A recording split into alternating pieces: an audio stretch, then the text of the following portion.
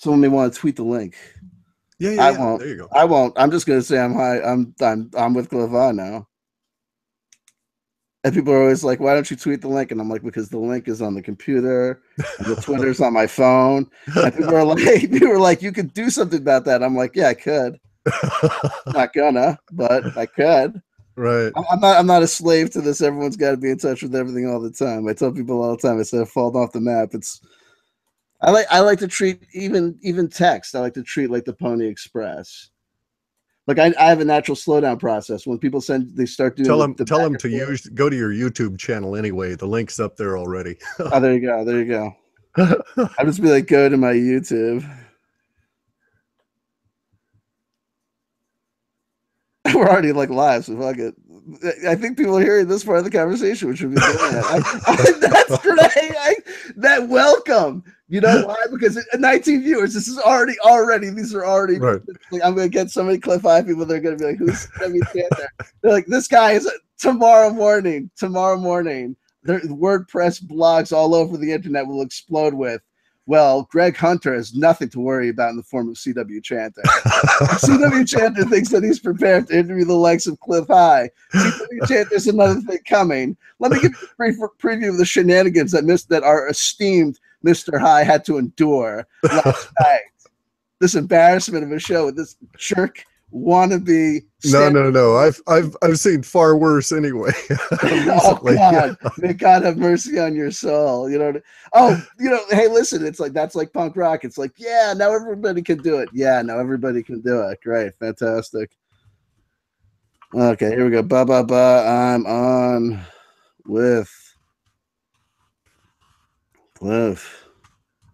I don't even have time to mess around with the @ I'm just like, whatever, dude. Here we go. You made me use Internet Explorer.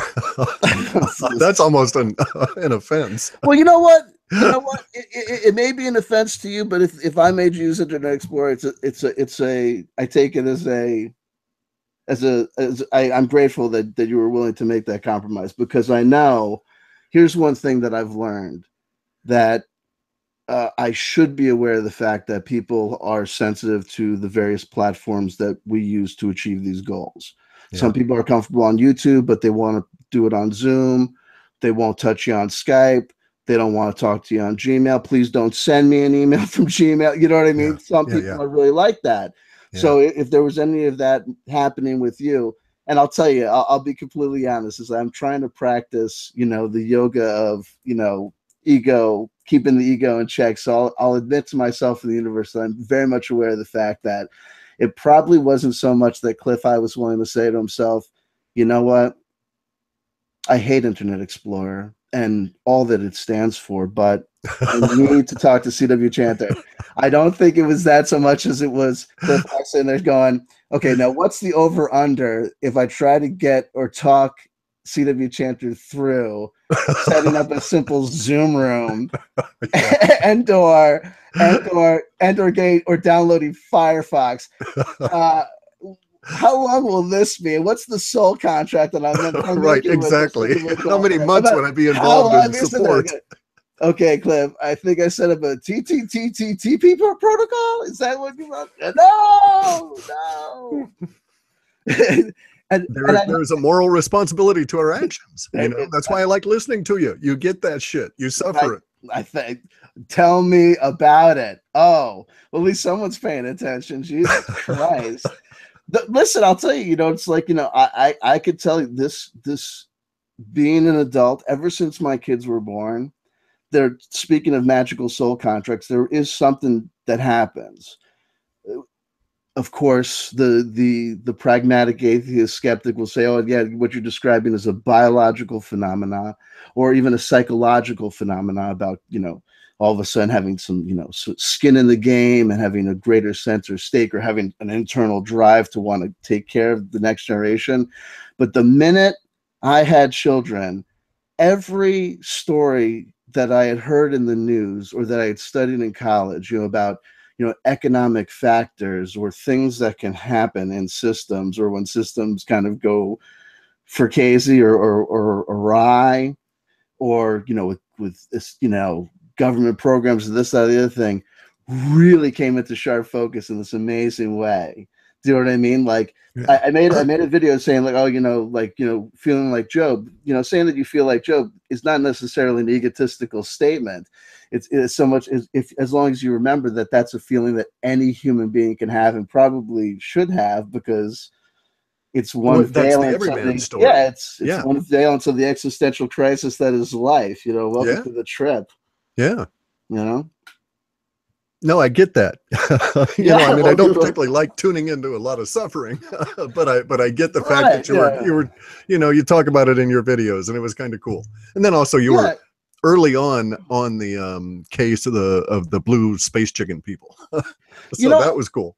It was. And, well, I'll tell you what it is, really. It's like, this whole YouTube channel thing, if it ends up wherever, has been a therapeutic process. It puts things in focus. If you put yourself out there and you go through things and you do things, you explore things and you experience things, you change and you grow and you learn things. And sometimes it's tough because it's like growing up in public, you skinned your knee, but you didn't skin your knee, back on the block, where you could dust yourself off, dry your tears and move on.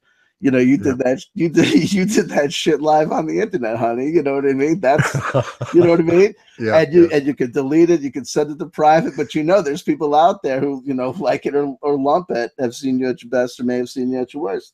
But hey, that's what it is. And then also the other great thing about that is you get that out, you get it out of your system, and then people contact you, say it's always darkest before the dawn. Everything's going to be fine. Blah blah blah.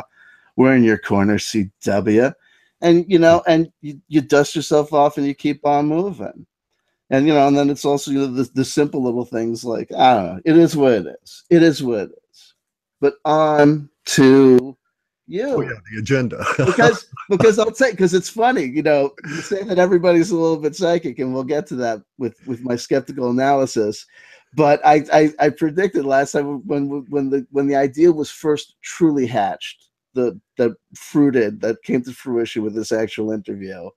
When the concept of this interview was first broached, I said, yeah, Clif I is going to avoid any sharp criticism or skeptical analysis from CW Chanter with one simple Aikido-like move, which will just be like, turn that shit around. Hey, CW, listen. Hey, CW, another thing that I thought that was cool about you is that happy, sad, glad, or mad, you always tell people exactly what's on your mind, right? Question mark, invitation to, yeah, Clif, it's true, and blah blah blah blah blah, and you know what I mean, and evolution, even if it's wrong, what? Right. Yeah. But just the experience of it. You know what I mean? Maybe Corey, I don't know. Yeah. That's it. You ended up with, okay, that's it. So what do I do to finalize the transaction? Okay, Thomas, that's it. I'm invested in Bitcoin. Bitcoin is crashing. What's happening? It's part of the experience. It's part of the experience. Wouldn't that be great? The man who destroyed. Wouldn't that be crazy? Listen, you never know what could happen. And this will be part of my argument when we get to the analysis of Bitcoin and the analysis of future developments of unknown and new technology. Okay, whatever. One of it's going to be, I'm already lost my train of thought. You were okay. All right. Hey, let me do this. You take a break. Okay. So the question is, there we go. So this is sort of a senpai kohai kind of thing here. Okay. So younger colleague. No, see that's it. Then he gets me in the new age double speak, right? It's 1984. You know what I mean? Right, senpai, right. What?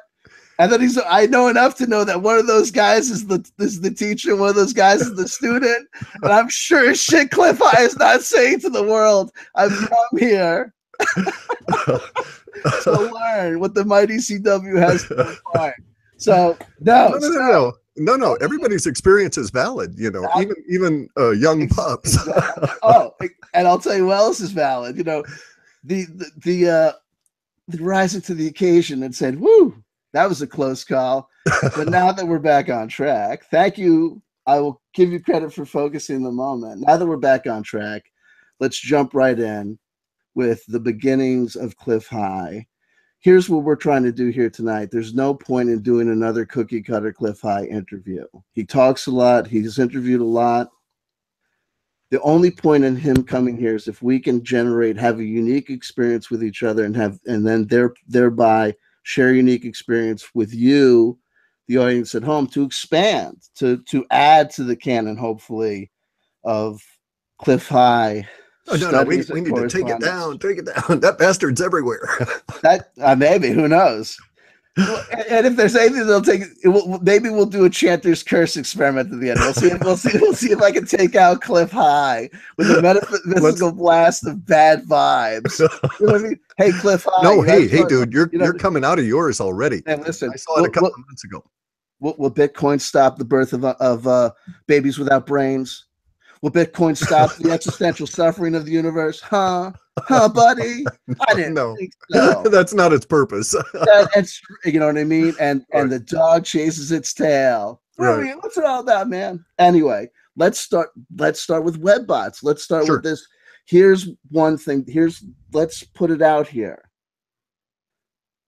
Is it or is it not the case that when you explain your webbot technology, that you begin with a premise that all people are a little bit psychic? All people are a lot psychic. That's my premise. All people are. That's the premise. Right. Would you say that that's a necessary predicate to the operation of your technology, and that if that premise is falsified, if a lot of people aren't psychic, then you're doing nothing? I would agree with that, but we'd have to decide whether we were looking at people that are not psychic or are simply so unaware of it and so shielded that it's not leaking out. And see, that would be the difference. I don't think you could prove that part of it.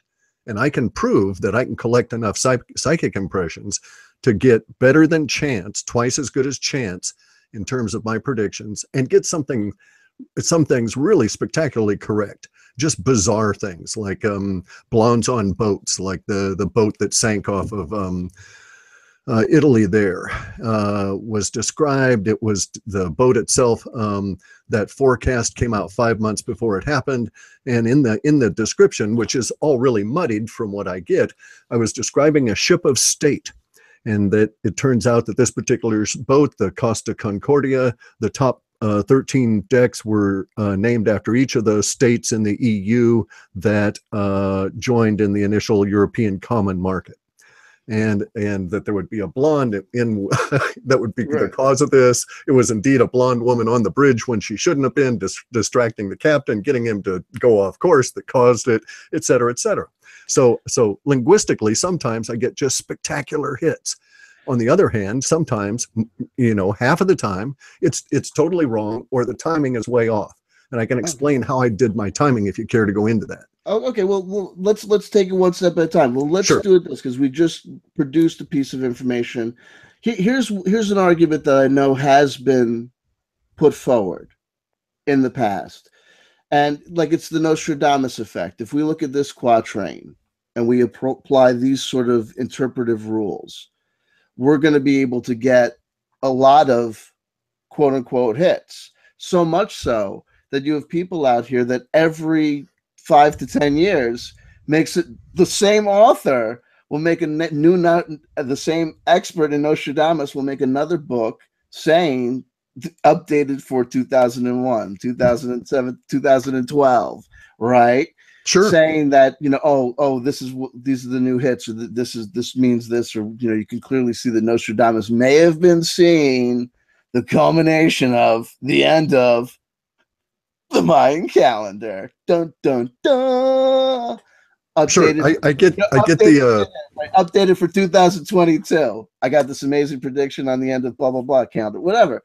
The point being that could someone? What is your counter argument to the argument that if we look at the actual language of your reports, the output of your reports, that in the same way, Clif High could be claiming this as a hit, that is a hit, but it could just be the same old prediction shell game. Okay, that would be the case, and I would agree with you if the reports weren't striving for specificity.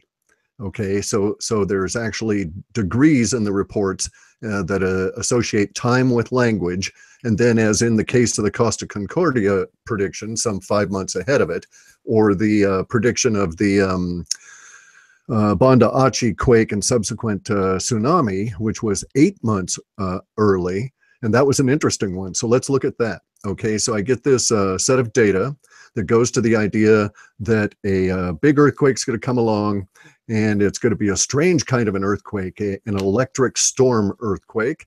It's going to cause a celebrity trial to empty out of a courtroom, people literally jumping out of the buildings. So, I think California.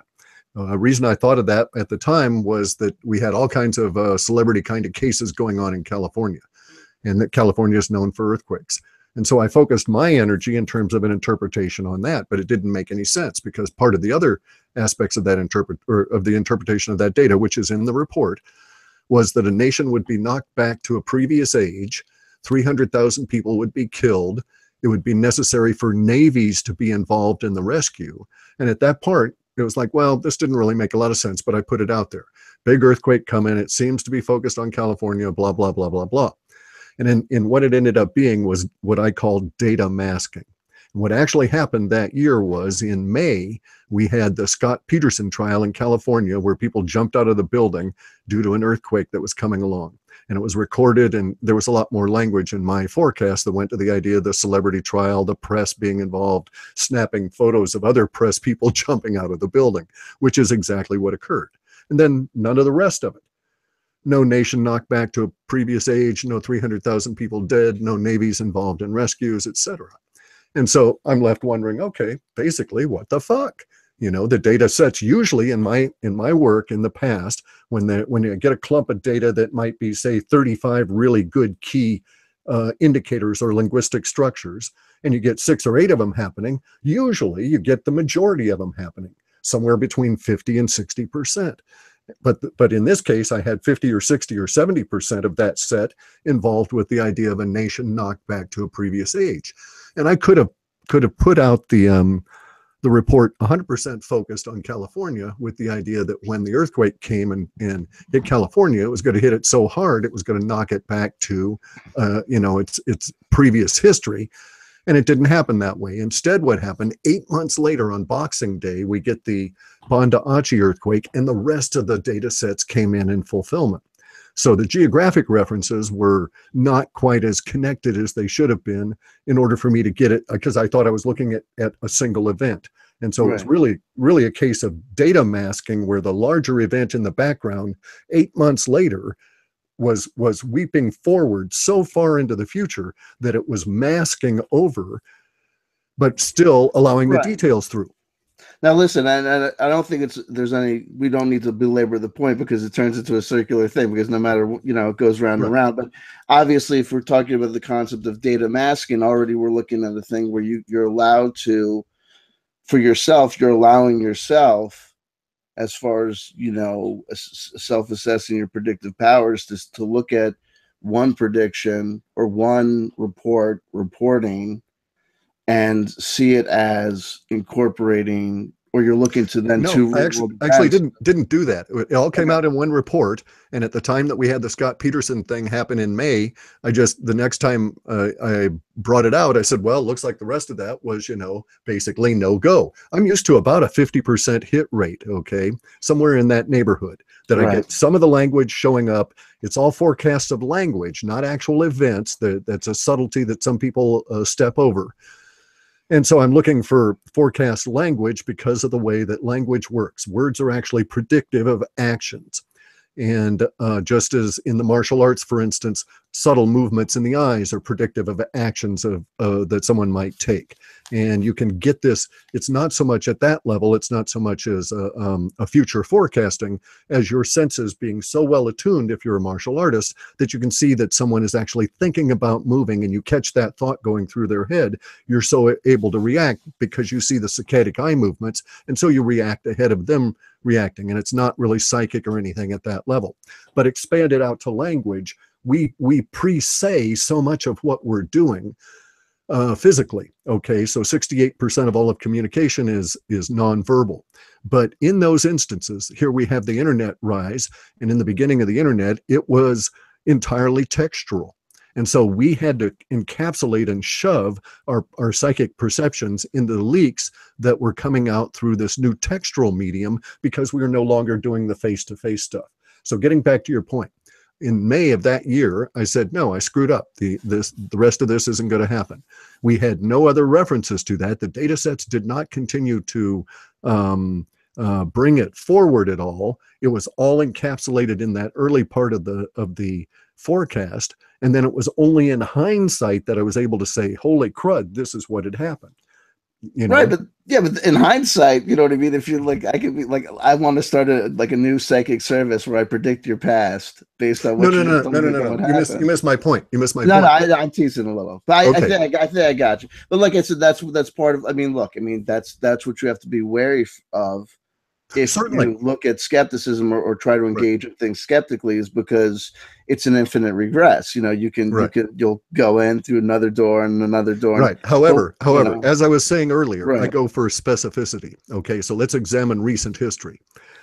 In recent history, we've had the phenomenon since 2008 of cryptocurrencies arise. As a result of that, we've had a lot of energy focused into it, psychic as well as mental and other forms. And so we have a lot of, and also we have new words being created, new words that are totally unpolluted by ambiguity and other forms of contextual pollution deriving from multiculturalism over time. Okay, so these new words are entirely focused on cryptocurrencies. As a result of that, I was able to take these new words as they were forming, assign emotional values to them in a very pristine state. This has allowed me to become very good at forecasting US dollar to Bitcoin and other cryptocurrency price rises, and to some extent falls. And to the point where I got Bitcoin's hovering around, it's like $220 or something. This is a couple of years back. And I got data that said, oh, look, Bitcoin's going to go. I rarely get numbers I trust. Numbers have to come through my processing in a particular way. In one instance, I got two numbers, 408 and 428. And then I got this data that said Bitcoin was going to loop through these things 3 times, and then it would be done with anything lower than 500. It would go right from 428 and just go rushing on up to 500 and be totally done, would not be coming back. In the economic terms, or in trading terms, this is called establishing a floor. And so 428 was going to establish a floor from which we could get 500. Now, the interesting part of this was I told people about this, wrote it in the report, and I gave them a time period as to when it would occur. And the first touching of 408, the first pass through it, we went through 408 to slightly more than 428, and then we fell back down again. When that occurred, it was within the time of the month that I had said that it would occur, and I said that some 4 months ahead, or 5 months ahead. So that level of specificity is difficult to ignore. And then Bitcoin exactly did, as I said, going through from 408 through 428 3 times before then heading up to 500 and being done with it. Where I screwed up was that the time period I had allotted for that to occur needed to have been lengthened by about 60 days.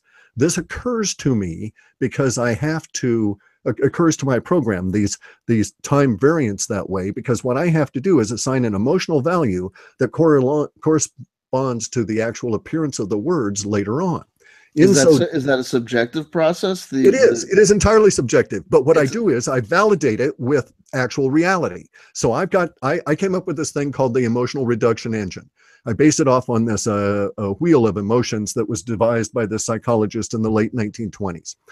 I then added a few emotions, tied them to things, tied those emotions to words. And so I come up with 3 different, and then I started examining the internet. Before I built this, I actually designed a software that would see if my premise was correct, if indeed there were emotional types of language. Now, I understand that at the time I was doing this, the internet was being flooded with what I consider to be long-term data, lots of legal language, because we had just had the internet, stuff was getting scanned and put on the internet as fast as it could. We had these volumes of papers, vast quantities of it was government and legal. And so we were dominated by legal language, which is long-term. It's very emotionally dry. Okay, it's always way out in the future. I can give you 3 examples, right, that'll give you an idea of what I was looking at or looking for. So here's the three examples. Long term, the judge awarded my wife the car in our divorce. Okay. So that's what you're pulling out of your that's your output. You'll get sentences, you'll get stories. No. I'm giving you an example of three data types. Okay. So long-term data is legal language like that. We're going to describe the same instance, the same occurrence in three different levels of emotional language in three separate sentences. One's going to be the long term. The judge gave my wife the vehicle in our divorce. Shorter term would be my ex-wife got the Toyota in our divorce, and immediacy data has much more emotion involved in it, and it would be the old lady got the ride when we split. Okay, shading much more towards slang, right? And if you get in and you examine language, you see that things like slang arise naturally, and they bring with them a higher level of emotion because, of course, you can't use your dad's words. It just doesn't mean what it should, right? But you're putting this on, but you're making this gradient of long term to short term and immediacy data and applying time to it, and associating that with language that is associated on one level with associating dry language, legalese language, emotionally dry language, hydrated language, dehydrated language as being associated with long-term stuff. And then it seems like so this goes right back to my initial question about this underlying premise of people being psychic. Right. Some of the criticisms that I think could be labeled at the Clif High project would be, hey, yeah, absolutely. And if the reptilians are real, David Icke is correct. But if here on planet Earth, where people aren't psychic, where reptilians don't control things, guys like Clif High and David Icke might be very attractive to people on the internet, but really they're Pied Pipers because everything they might be, Clif High might be being totally authentic with me. You might be, this is what you believe. This is not only what you believe it to the point of, yo, Creo, I know. Not, it's beyond that. I've tested this. I wrote software to test this. Yeah, exactly. But you wrote the software to test this. You know what I mean? Like, you know what I mean? And, hey. But see, then again, this was never, okay. All right. So here's the thing, Guy. This was never a project from my perspective that was ever going to really involve any other people. It was it was a tedious labor, not of love, but of agony. Okay. The reason that I did it was multifaceted, and it was done at a time when my life was under great stress, and it yielded certain results that gave me the idea that it was worth pursuing. Now, bear in mind that my original goal on this was entirely pragmatic. My goal was to find those words that were associated with the stock market. Okay, my premise was that stock trading had very little to do with fundamentals or any of that, that all these bastards were reacting on emotion. And so if I could tie emotion to those words and see what words were showing up in clusters, I could get an idea of that wave of emotion that may affect a specific level of stock. And thus I could buy ahead of it and I would become wealthy. That was my idea, right? There you go. I was tired of, shuttling all over the planet doing software projects for people. And it was a goofy kind of an idea. And I was very much into a language called Prolog, which is programming and logic. And it was used for what was called artificial intelligence at that time, or development towards that. And it uses predicate calculus as its basis.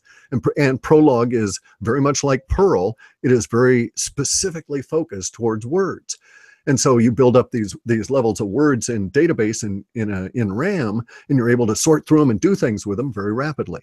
And so I started thinking to myself, okay, these bozos in New York are making fortunes on all these tech stocks and stuff. Bear in mind, it was in the 90s, right? Right. And so I just said, okay, well, how can I get ahead of these bozos in New York, even though I don't want to deal with them and I don't want to go to New York and learn all of that stuff? And then it dawned on me when reading all these newspaper articles and observing the subsequent reactions that occurred in the markets, that these people are not behaving rationally about their money or anything else. They're reacting to their emotional impetus and even all the sayings. I went and I found a couple of books by stock traders that went back into the 1900s. And I ran them, scanned the things in and ran them through and looked at all of the language involved in all of these sayings, you know, sell in May and go away, all of that kind of thing, right?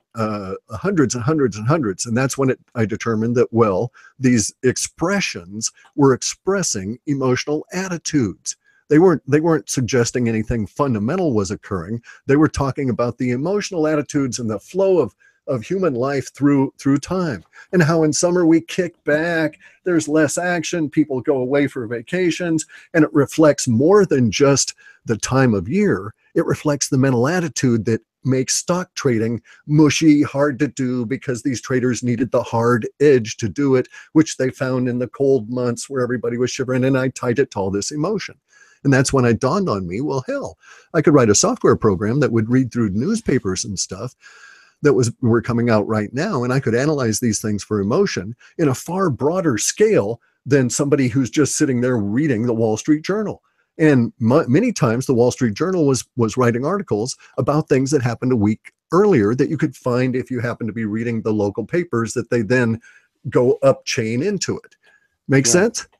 So I could get ahead of it. Yeah, it absolutely is. Let me ask you, there's two things. Number one, I need to get a pen and paper. I don't know why I thought I could do an interview with Clif without pen and paper, but I'm going to get pen and paper just because a thought will occur to me and I don't want to lose it. Hold on, 2 seconds. It's going to take 2 seconds. Sure.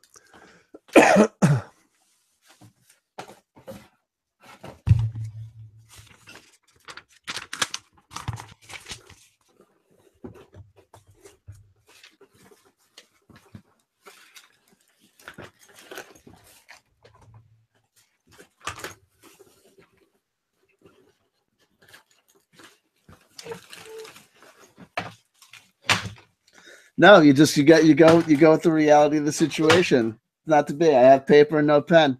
Say lovey. Say lovey. So let me ask you this. So this is an ethical question. Question. And then a question about extrapolating something that might be effective or efficient to do one thing, a tool that might be effective and efficient to do one thing, but may suck to do another, or if you start thinking that it could be extrapolated out. Okay, so here's the ethical question. Okay. The evolutionary psychologist can do his job. He can do his job in the Skinner box lab with the electrodes and the electroshocks, right? Yep. He can do it in the back room of the reality show casting call, where he can identify and say, you know, personality type A and personality type B plus raspberry schnapps equals, you know, these girls wrestling in their thongs on the front porch. The technology doesn't have an ethical thing. So okay, you can understand and know this, that you can use this program to predict emotional through the understanding the use of language, or the flows of and waves of popularity of certain terms. You can see and understand how people are thinking out there. And in doing so, you can make certain predictions. But, okay, congratulations. But ethically, you've done nothing, because, you know, you're doing it, but what does it do? All it does is tell us that you're predicting, you know, that people are emotional, and based on emotional factors, people make their decisions not logically or rationally. Like, okay. You know, perfect example is like Scott Adams. Scott Adams is like a big Trump supporter, and he supports Trump. Trump basically predicated the fact that he respects him as a quote unquote persuasive speaker generally. And I say, well, you know who else is a great persuasive speaker? Adolf Hitler. You know what I mean? Right. You know I hear what you're saying. Right. I predicted they're going to get 6 million of these Jews into the ovens. Right. You know what I mean? If you're going to invest in one company in Deutschland this year, make it Amtrak, and divest from menorahs in 1930 whatever. And I can make that joke because I'm Jewish. I just want to let everybody know, because there's probably new viewers at home. I want people to know and understand. Don't write your senators. Don't go to Twitter. I'd hate to get fired from Weinstein Group before I'm even hired there. Oh my God. And meanwhile, knowing some of the yahoos on the internet, some of the people that might have flowed in with your wave of mutilation of people that come in might be the type to go, see, why is he giving Clif a hard time? We know he's Jewish. Oh, really? Okay. No. Yeah. Where's the predictive language on that? You know, there's some things that, you know, one thing I don't trust about that guy, Clif High. Sure. The web bots are out there. They're watching. Just, you know, they're watching, but you know who they never name? It's so funny that the web bots never have anything to say about the Jesuits or the Zionists in Israel. Okay, Clif Eye. I actually don't think they're anywhere near as much of a threat as many of the other things. Watch out. Well, see, you just proved it. Confirmed. CIA shell. Yeah, there you go. That's it. This hey guy, though, I actually have a letter here from the CIA. Not that documentation means anything. Basically says, but the letter says, "Okay, guy, go away. You're annoying us."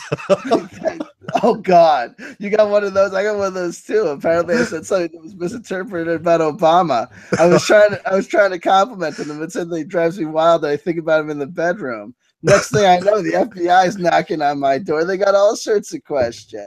But of course, it's because you're Jewish. Absolutely, that's what I kept on. Listen, here's a secret tip for listen here. They say we never do anything for the other people. So for all the goyim out there.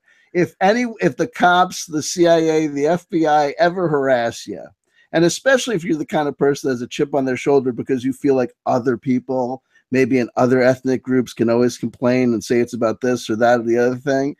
Anytime like a CIA or the FBI try to harass you and they're leading you off on the perp walk, just scream that it's because you're Jewish. Just do it.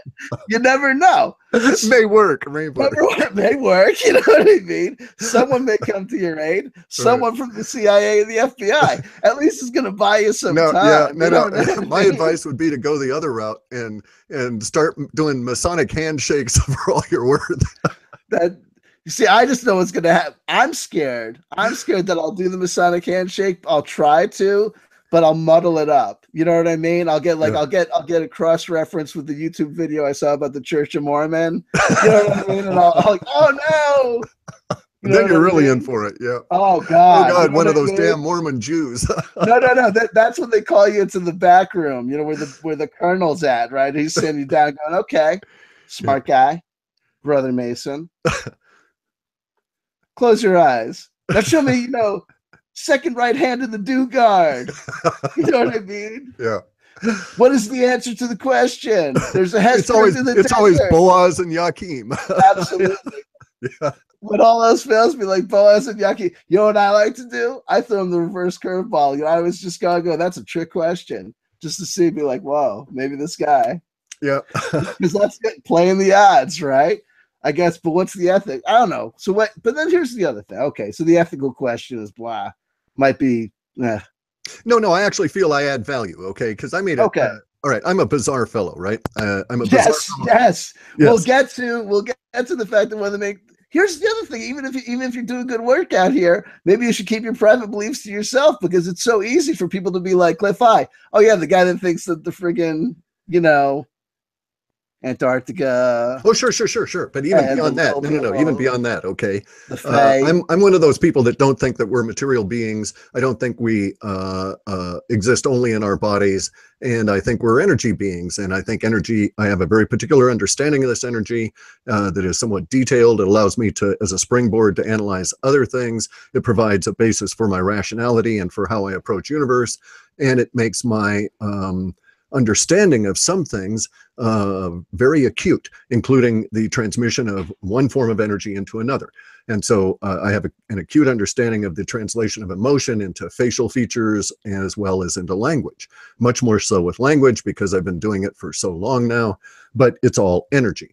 And we have to understand that even when we think of something as being material, we're in fact dealing with a condensate that exists only in our minds. And by the way, I'm quite certain we only have 4 senses, not 5. So I'm part of the conspiracy group that's even deeper than the flat earths, because I think your schools have been lying to you about what the hell you are, including your body and this magic 5th sense of sensation. You'll note that all senses are within our cranium, and they are all specialized subsets. You don't see light, you see the image your eyes translate into light. You don't smell the smells with your nose. You get a sensation, you get the translated sense into your brain. Same thing with taste, okay? Same thing with hearing. You don't actually hear the sounds moving. You in no way participate with the little hairs moving in your ears. These are all discrete subsystems that provide exact images. Unlike David Icke with his reptilian deal, I don't believe that we're trapped in a 5-sense world. I know we exist in a 4-sense world, and that the sensation of feeling has no sense organ. Okay, it is you. The sensation that you're feeling when you feel something is an actual connection to what I call the body mind, and I'm not alone. And you have 3 minds that function at any given time, and they're constantly battling for dominance in any given minute. I know that yoga works because you use the parasympathetic nervous system to get at the vagus nerve through breathing and so on, and that actually affects the ratio of those 3 minds. Those 3 minds are the body mind, the feeling mind, and the desire mind. Men are more often in the desire mind, women more often in the feeling mind, but a good smack upside the jaw brings you right instantly back to body mind. Okay, when you're in your worst condition physically, when you're near death, when you think you're near death, when your systems are shutting down on you, you cannot fight your way out of body mind, and it is a horrible negative experience to go through. And the grasp that you try and get at that point is what yields these strange sentences that get you when you're in the midst of those kind of episodes, about where you try and say, okay, you know, if I've got to, I desire to live, and therefore I'm going to do this, do good works and all of that. That's, you're trying to get desire mind to go on, or you're trying to feel the love for people around you as you're in your fading period during that period of death. And so you're only experiencing these 3 minds, but that's not what humans are. Humans are far greater than that. And so my understanding is very detailed. It's very deep. It allows me to use that as a springboard to examine any other thought that is brought into me, because I understand energy. I understand how my senses are interpreting energy and making me think I'm inside this body. I understand the greater percentage of consciousness that exists out there, my percentage of it, how it works, and what all of my minds are. I understand these things at a great intellectual level, but also at an experiential level. And that's what allows me to be somewhat successful in this, and also to know where I'm mostly wrong. And so I've been mostly wrong about a lot of things throughout my life. And every time I decide I'm mostly wrong about something, I find that part that I was correct about. And so I've been able to decide, for instance, recently, in these past years, that, well, the data sets have been saying X, Y, Z about the relationship of humans and money for fucking decade. And it was getting annoying. But then I realized, oh, it was because I was mostly wrong. I was interpreting it wrong. I had only known and conceived of money as being fiat, gold, or silver. And I was wrong because I didn't have a vision in 2003 that would encompass the idea that money might be something else. Now I know that money, the communication, the species exchange between humans, has indeed morphed, and it's gone into the level of software. And then it's like, aha, I was mostly wrong about that. I can set aside certain things there. I can use that understanding to retweak and retune my emotional reduction engine that connects to the lexicon. I've got this list that started off at the Oxford English Dictionary without the definitions. A friend of mine sent it to me. He was digitizing, putting the Oxford English Dictionary into a digital form for the first time. And he said, hey, you want this list of words? And I said, sure, cool, send it along.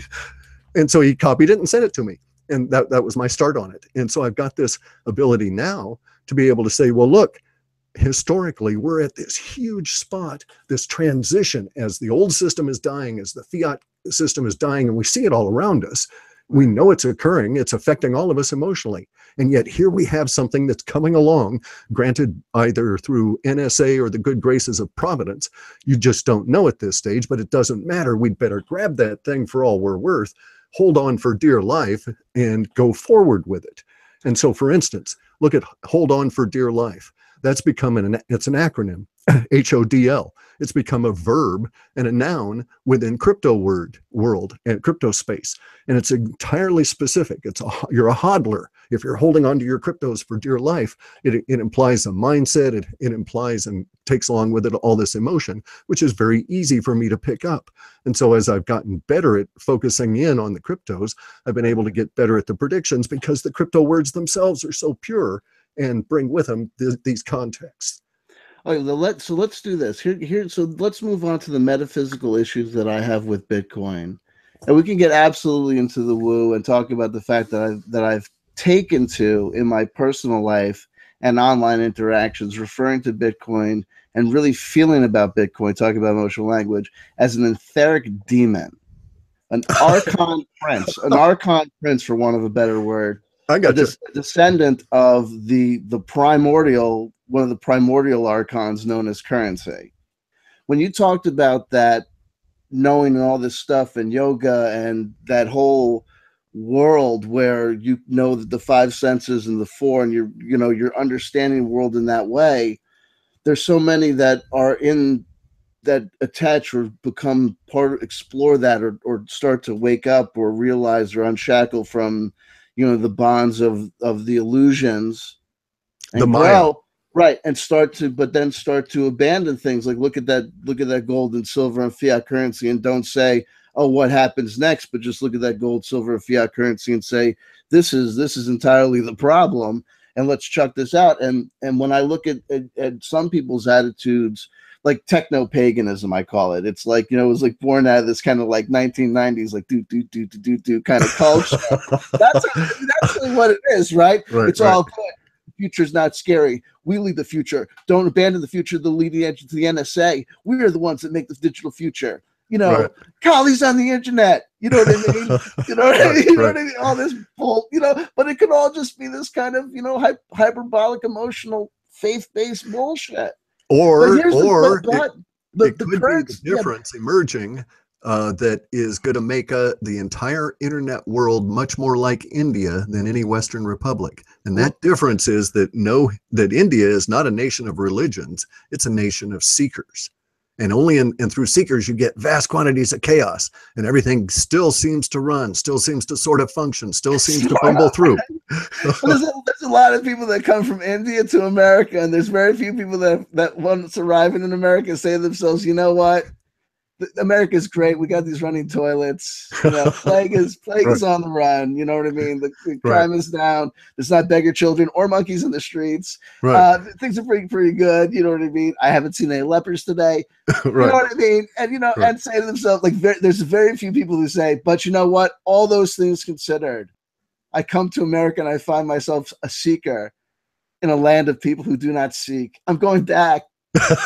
Some people do, right? Yeah, I know. I work with a lot of them. And a lot of white guys and girls have said to themselves somewhere between 1964 and today, oh man, you know what I'm going to do? I'm going to go to India. And then they go, and then they go. And a lot of them come right back. You know what I mean? Oh, air conditioning. And I realized change starts at home. Oh, really? Is that what you realized? Is that what you realized? But getting back to the point. What is going into this when I think of the problems with gold and silver and currency, the frozen energy, the transformation, what happens when, along with the technology of agrarian culture, with the extension of life and the creation of language, we get some good stuff, but we also get some bad stuff. And a lot of people, like in the parlance of our world, a lot of people will talk in this woo-woo land of the Babylonian banking system, right? And when I look at cryptocurrencies and I think of what people generally think about when they think of the problems with the Babylonian banking system, numbers being magically changed through the magical process of interest. What happened? Nothing happened. We take this imaginary dollar and we put it into this imaginary box and we leave it there for overnight. And look, it had a little baby, but that baby's too small. It's not even a penny yet, but leave it alone. That pet rock, right, is going to have more babies. And then you get into things like derivative markets and all this financial bullshit that ends up leading us to 2008 and is going to lead us to the next thing of what it's 2017, 18, 19, or whatever. And I say to you, what problems with this essentially are solved with this cryptocurrency stuff? Trust. People keep on saying this, but you know what? You got to. Okay, well, look, I'll explain why. Can I tell you something in emotional language? Sure, go ahead. When I just had that experience with you, I'm reminded of experiences I've had in the past with people who are born again Christians. And one of the central questions that I've always had with born again Christians have always been, and one that's never been answered to my satisfaction, is this: what happens to people who, even in today's world, they're born on some fantastically faraway island? They were born to parents who survived the castaway stowaway experience in the Titanic, whatever. They've never heard the word of God. They've never heard the words Jesus Christ on any or Bitcoin or from anybody's lips or any time. And then they'll say, "Oh, well, that's easily explained." And then they'll point to some obscure passage of the Bible that says, like, as palm tree passes upon palm tree in the wind, so it is known in heaven that all words are answered by questions. Like, it's like some stupid bullshit. And I asked him, but that's what I do. Trust. Thomas Kerwin, my boy Thomas Kerwin, everyone asks about this fucking Bitcoin stuff. He says trust, but what is the fundamental change? Here's the fundamental change. Imagine it's ones and zeros in a computer. It's no value. You can't do anything. At least gold you could do some wiring with, or you can make a fancy ring to give to a girl. And be like, hey, I think you're hot. Here's a good ring made out of useless metal. Right. When you talk about gold, I mean, think about gold's only intrinsic value is gold is stupid. Gold is stupid, right? And this is why we can't go backward. Gold is also ancient, right? But see, here's the thing. Look what problem is solved. At least gold you could use as a paperweight. Bitcoins is ones and zeros on an hard drive. It literally doesn't exist. I refuse to buy into this metaphysical premise that things exist because they can experientially be experienced with. No, it's ones and zeros. But you've been buying into that all your life, and you've worked most of your life in pursuit of it, which was the dollar, which is an illusion, which is pre-mined currency. They tell you it is worth this purchasing power. It has no intrinsic value, just like gold. So the dollar has no intrinsic value, nor does silver, nor does gold. So why do you insist that Bitcoin must have some intrinsic value? I can tell you some of its values that you don't have to hire anybody to store it.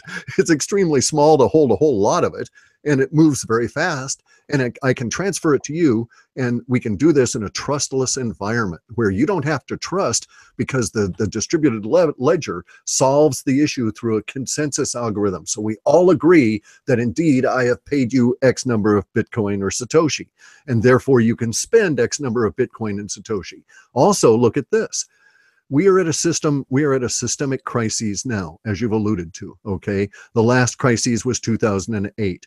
If you are a man of history and you look at history and economics as a function of history, you can see that these crises have been building over time, and that this last crisis was bailed out. All the banks on the planet basically were bailed out by the central banks. Now, this next crisis, there is nothing bigger than a central bank. So what's going to bail out the Fed? What's going to bail out the IMF, et cetera, et cetera? It won't happen. So the next crisis takes us down. As you alluded to, since World War II, we've doubled our population due to debt and the debt-based system that they've forced on us. If we had stayed on a gold or silver standard, we would not have the population density we have now, nor would we have anywhere near the problems we have now. But because we had that debt making people feel better, able to buy things through the illusion of debt, they went ahead, they got pregnant, they had more kids brought on, and so our population has doubled since that period of time and placed us all in this current world of hurt relative to the stresses on the ecosphere, et cetera. So what Bitcoin and all cryptocurrencies bring to us is the ability for us to mentally separate ourselves from these older ideas of what currency and money actually are, because we need a medium of exchange. We need the ability for someone to pay you for the labor that you provide, the expertise that you provide. You need to get that exchange in order to be able to buy food for your family. It's just the world we live in. So let's then, not acknowledging this reality, not pandering to our thoughts about whether intrinsic value is real in a world that's all energy anyway, in which we are an illusion, trapped in that illusion by what our four senses bring into us, then let's examine this reality as real and say, I need to exchange value with C.W. Chanter in a way that allows him to get milk to pour out of into a glass. I can't exchange value by saying, hey, there you go. But I could send you some Bitcoin that someone at a local store would take as part of this exchange of value, because we're all agreeing on it. And the reason we're all agreeing on it is because they can't fucking manipulate it. They can't, because of the mathematic purity of it. That's the first time we've converted currency into math. And the math is double checked on the blockchain continuously, forever, perpetually being double checked. And it is validated constantly. And you can't double spend, you can't cheat. And that's where the words of trust come on in. I can say, instead of saying, whatever the words are in the back of the damn dollar, in God we trust, I can say, hey, in Bitcoin I trust. I don't trust your God. I don't trust his God. I certainly don't trust that fucker's God over there. So I'm not trusting any of their gods. And I don't trust the God that's inbuilt to these paper chits that they give us, right? I've used ersatz currency all over the planet because I was a military brat during the wrap-up period of the World War II and into the Cold War. So I've seen script used everywhere. And so paper is paper is paper. Here we've got an advantage, a new leap, an innovation that puts people like C.W. Chanter in the driver's seat. And it gives him a potential leap into the planetary world. Because, number one. Because, no, look, dude, look. You're in a very unique position. All right, imagine where we are in history. All right, if I am correct, then what we're doing is we're separating from the dollar world and we're going into sci-fi world where we're going to be dealing with virtual currencies, as they call them, or cryptos, as I call them. There's still going to be need for legal services for people that understand the interreaction that these cryptos are, in fact, just another method of emotional exchange of value between people. And we're going to have to apply different rules to them because they are different. But fundamentally, we have to accomplish the same things that we've always had to accomplish. Right. And the cryptos allow us to accomplish these faster, better, without the trust issues that are involved. But they're still going to require things that lawyers are going to have to kick out, that accountants are going to have to kick out, that forensic detectives are going to have to kick out. The same old scams are still being tried. All of these kind of things still exist. But we're migrating into a new infrastructure here, and people like ourselves are not locked out, because all it takes to participate is a willing brain, the ability to open up that brain to the concepts that are available. You can teach yourself all this stuff on the internet, and you can get started there as soon as just with a cell phone, an old PC, etc. And so the playing field is 100% egalitarian. You don't have to go to the right schools. You don't have to work for the banking industry. You don't have to rape and kill and pillage people in order to rise up in the hedge fund status and get a big fucking bonus. You can make millions of dollars sitting on your ass in your mom's basement selling virtual goods back and forth in an honest, legal sort of a way, and profit immensely personally. Well, let me ask you two questions. Number one, what prevents Bitcoin from falling victim to the MySpace effect? And here's how I would articulate the question. This is what I mean by the MySpace effect. Once upon a time before Facebook, there was MySpace. And everyone had a MySpace page. And MySpace, and every sitcom MySpace and the movies of the day jokes about MySpace. Now, if you have a MySpace page, you're a fucking joke. Mm-hmm. So now let me ask you a question, because let me ask you a question. Let me ask you. Okay. Your MySpace argument depends on one thing, and you have to answer that question. What was the value of that page? Was there value to it? Was there money attached? And that answers your question. I never had a MySpace page, but the point is this: is that now that at one point it had an emotional value, and now it's got the emotional value of butt kiss. So right. I guess the articulated question is this: is that okay? So now we have Bitcoin, right? Okay, and people are telling me, Ben, there's CW, there's all Ben, whatever. There's all these problems with the dollar. There's all these problems with gold. There's all these problems still, but these problems are solved with Bitcoin. Software, whatever. Okay, right. And this little software we're calling Bitcoin, but it's not like MySpace, because we figured a way to put money into it. No. But what I say about the MySpace effect is clearly the value when people say, "Oh, the Bitcoin is at this and the Bitcoin is at that." It's that because people are willing to exchange that unit of U.S. Yes. dollars or whatever into that. That's what how they're measuring the value of the Bitcoin. Whatever. When I say the MySpace effect is that if people get sick and tired of Bitcoin, if the kids abandon Bitcoin, right? If Bitcoin becomes to Okay, to I get you. I get you. what rock and roll is now to hip hop. Who the f is someone trying to call me? Hold on. This is gonna be some. I guarantee it's. Hold on. What just I have no idea what's going on. Like the phone started ringing. I don't know what's going on, but it wasn't the phone. It was like my freaking computer started. Hey, they're out there watching us right at this moment. say what you want about Bitcoin. Watch what you say about MySpace. Right? It's Right, like, well, apparently so. Right? Apparently so. You really pissed Jesus somebody Christ. off. Okay, look at this. Look at this. Calling me on MySpace. Yeah, you're talking about an emotional attachment to a social media, No.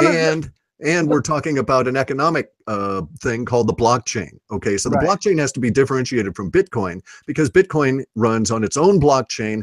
Blockchains, in this case, in Bitcoin, are a distributed ledger, just like a ledger at an accountancy. So Bitcoin has value because it is a ledger, just like the ledger at your local loan shark has value. It's his book. Right? If he doesn't have his book, he doesn't know who owes him what. But so that book has economic value of the entire debt that you've taken out from that loan shark and everybody else. And that's its value is in that book. Bitcoin is sort of like that. It's a ledger, just like any other accounting mechanism. All a Bitcoin is the sum of two transactions and a little tiny bit of script. Or it's two transactions, a little tiny bit of script that says, add these two things together and tell me what the result is. But when you do it, make sure that the person that's sending this has the right to do it by going and checking their signature against the previous transactions. So we know we can trust them. That's all it is. It's just a ledger. I mean, you look at the code, it's these two line items in each and every one of the Bitcoin transactions and a little thing called opcodes that make it run. And the way it's written, it's all open source. So you and I can go and look at that code and say, yeah, damn, that's what that code is doing right at this moment when it's running this block and making these transactions and so on. So we don't have to trust that the loan shark wrote down the amount in the debt correctly and didn't add an extra zero in there or screw us over somehow, right? And so it has an intrinsic value because we can both trust the math involved. And some people don't bother to get involved with the code. They don't bother to get involved with the math. And so your questions are quite legitimate. They make sense. Okay. But at a fundamental level, people will be using it as a ledger and they won't be looking at it as the emotional frame of a social media. So here's what's interesting. If I've got this window open, this Google Hangouts window, I hear what sounds like someone's trying to call me on Skype. Or a Google Hangouts call, but then all of a sudden, if I go away from that window, it stops. So if someone's trying to mess with me, they're doing a friggin' fantastic job. If it happens again, I'm gonna simply take the headphones and bring them to the microphone so that people can hear that it's actually happening to me. But no, I mean I understand the premise of the blockchain, and in and of itself, I get it. But I think what I'm saying is this: is that okay? And it's just what you mentioned before with those holding on for dear life. I assume that's referring to people who have a Bitcoin. They know that the Bitcoin, they're expecting it to increase in value. So instead of exchanging it as currency, they're holding on to it as like my precious, right? As gold, and in doing so defeats the process, right? No, that's the issue. This was sort of planned for at the time that it was that Bitcoin was engineered. Bear in mind, it's either the output of a single brilliant mind, Satoshi Nakamoto, or it was a collective masquerading as an individual. It doesn't matter. I still maintain that the white paper that he wrote was written by a single mind, whether it was at the impetus of a collective or not. In any event, though, the Max Kaiser, this guy on economic forum kind of things, okay, out on YouTube, he's made the projection that the hodlers will start spending their Bitcoin when each Bitcoin is worth about $100,000. My data would suggest that we're going to start seeing that around as Bitcoin goes between $40,000 and $50,000. It'll make so many new millionaires that they'll start spreading it out. You know, a lot of them are old farts like myself. There's no reason to hang on to the money, and so they'll spend it on their kids, their grandkids, and so on. But nonetheless, the point is that at the moment, what we're actually witnessing in Bitcoin is hyperinflation of the dollar. because they've got our system ratcheted down so tightly. By they, I mean the banks, the governments, the cabal, the dark alliance that's out there threatening David Wilcock et al. These guys have the whole system realistically ratcheted down. And so there's no place for inflation to go. For a while, it tried going into art, and all the art was bid up into astronomical realms. Got into old cars. They were bid up into astronomical areas. Real estate was bid up into astronomical areas. And what's going on is they're producing so many dollars trying to keep the system afloat, yet working one more year, keep the system going one more year, that we're in a period of hyperinflation. But unlike previous periods of hyperinflation, where it rushed out into the price of milk and everything else, we're only seeing a little tiny bit of that out in milk and gasoline world. And it's going to flood out in there unless we've got something that will suck up that hyperinflation as it's occurring. And at the moment, we have this juxtaposition of stuff at a historical level of time with humanity, because bear in mind, it's not just the US. All these other currencies are pegged to our dollar. And so the outlying provinces, they fail first. Venezuela, just Venezuela, that's all you've got to say, right? Ecuador, all these countries that are pegged to the dollar are dying. And so all of this is occurring because it's always happened that way. Rome, when Rome fell, the provinces had been cast off decades before, were no longer being supported. The denarius was down to less than 2% silver at the time they went. They went from hyperinflation, just like Weimar Germany. So the whole thing is based on the hyperinflationary principle here. Now what's going on at the moment is that hyperinflation is rushing as wealth tries to leave the old system. It's forcing its way into Bitcoin. Bitcoin is a finite, non-inflatable currency, only mined at a very specific low level. Ergo, more dollars chasing fewer Bitcoin equals more dollars going into each and every Bitcoin. And that's what we're experiencing at the moment. But at some point, the dollar system will become so low, so deflated, so weak and anemic that the people that have the Bitcoin and actually have purchasing power will then start spending out the Bitcoin and the other altcoins that come along with it.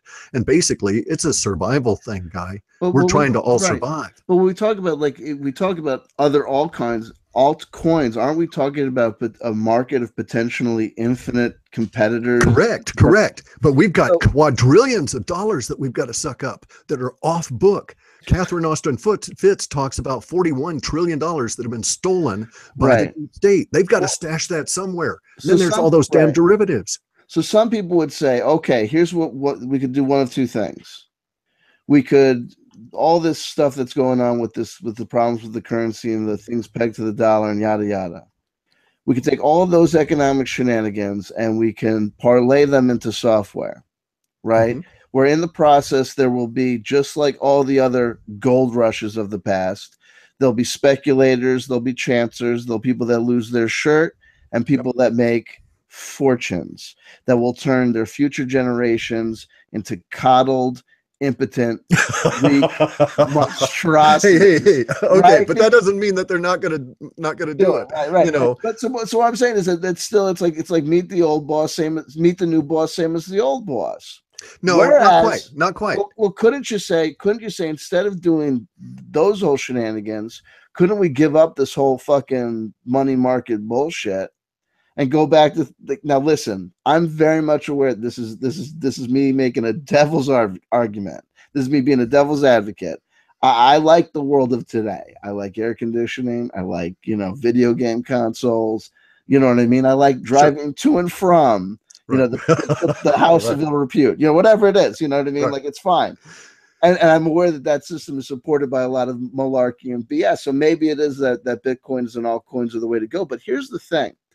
In a potential infinite market where there's infinite competitors, infinite altcoins, how could any of these compete or produce any sort of value other than just the value that's purely derived out of a purely emotional market? Like what makes what makes the Beatles better than the Rolling Stones or vice versa? For sure. Okay, but it's not that kind of a deal. Okay. Because Bitcoin is a currency, and when I say altcoins, it's actually altcoins and tokens, and the vast majority of these things are tokens. A token is the equivalent in a weird way of a participation. We won't call them a share because that's a legal term, okay? We won't say it's an equity because that's a financial legal term. We'll call them a participation. But a token is a measure of participation in a company's future. You're actually funding people when you do an ICO. So a token is not a currency. Okay, purchasing a thing called a Veri, VERI is its ticker, is a participation in Veritasium.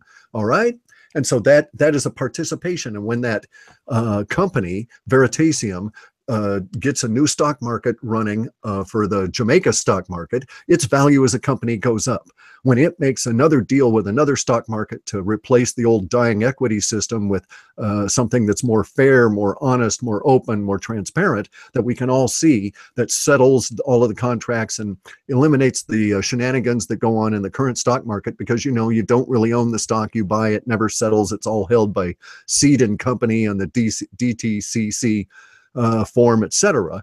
And when I don't concede any of that. That was like, that's a lot of the stuff that some of that information. I know. But you got to go and look it up. But basically, tokens are shares, are not shares. They're participation measures. Okay, in new ventures.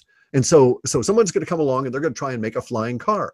All right, Tom DeLonge, he wants to make a one of these RVs I want to get. I want to get an RV that I can stash my boat in, go float over to this restaurant I know in Switzerland, and then also go sail my boat in the lake there.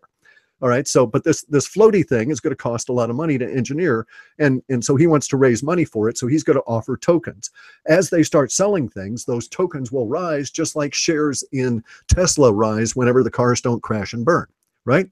Okay. So it is an analogous to that. We're re-engineering the world to accomplish the same things without the waste of graft and corruption that is inbuilt into the old system, because we're dying under that graft and corruption that's sucking the life out of all of us in the form of all these hidden taxes and all of this other shit. So in some future world, would there be a potentiality where I'm taking X number of a variety? Like, okay, so how I visualize it, maybe I'm incorrect, right? Is the only way that I can make sense of this is that if I understand it in my terminology, if I think about it as change in my pocket.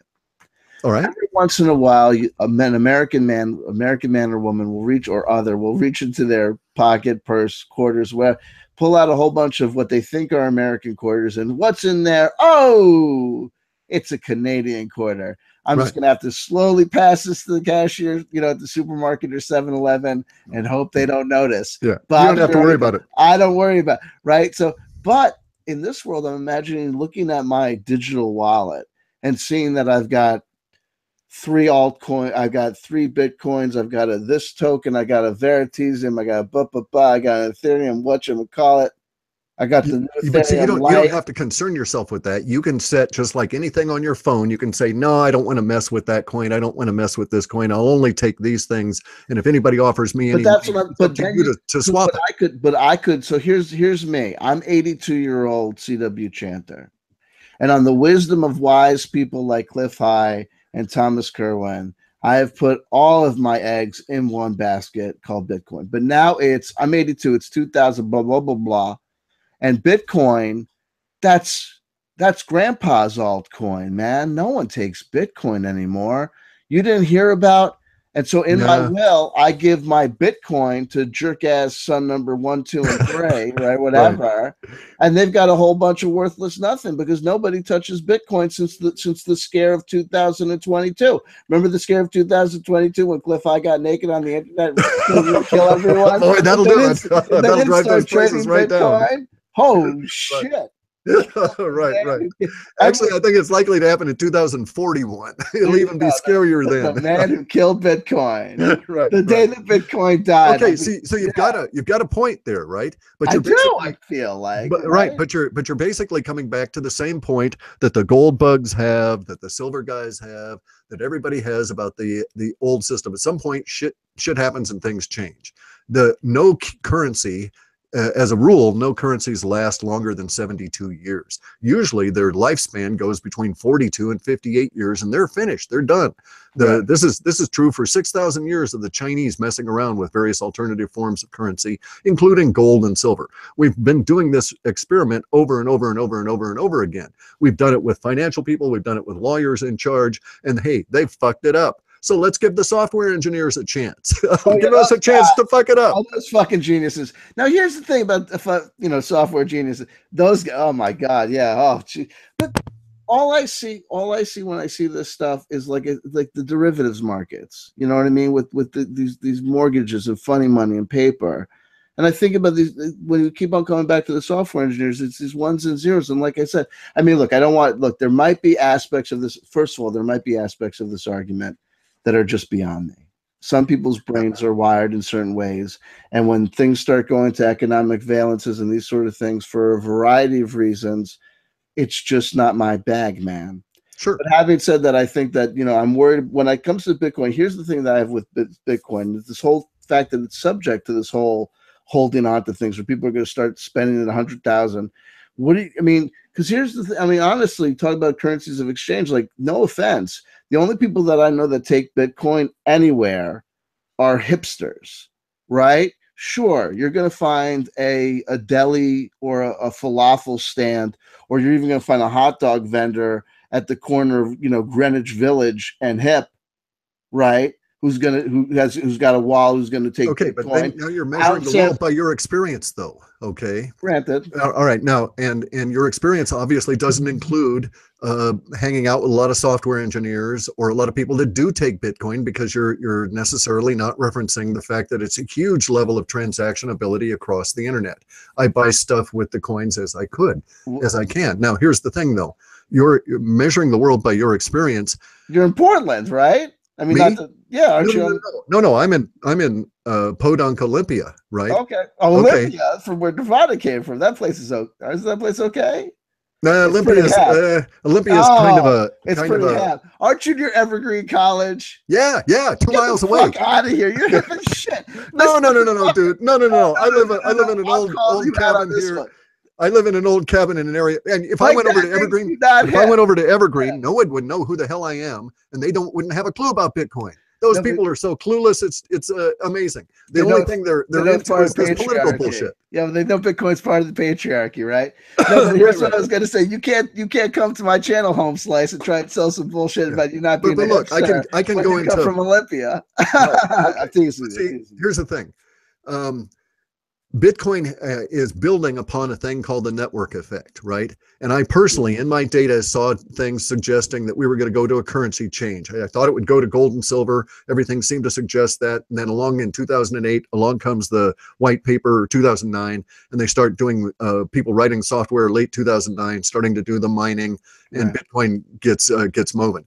And then you watch over 2009 to 2013, we build the network effect such that in the mythos that was called Mount Gox, this weird exchange in Japan, it crashed. It had taken Bitcoin up to $1,000 and crashed down to $100. It's no big deal to me. I'd been through crashes with Bitcoin from $40 down to $3. It was not, but I remember the day when Bitcoin reached parity 1-to-1 with the US dollar. And right then I knew that we had network effect building. And then you would start seeing people, hey, I can live on Bitcoin for a week, or hey, I can go across Europe with Bitcoin, or I can go from New York to San Francisco with Bitcoin, only spending Bitcoin. And see, the thing is, we're evolving this. More and more people are getting into cell phones. The whole thing that people miss is that this is software. Software is like any technology. It has a rate of progression through the social order that is predictable at a macro level to an extreme degree.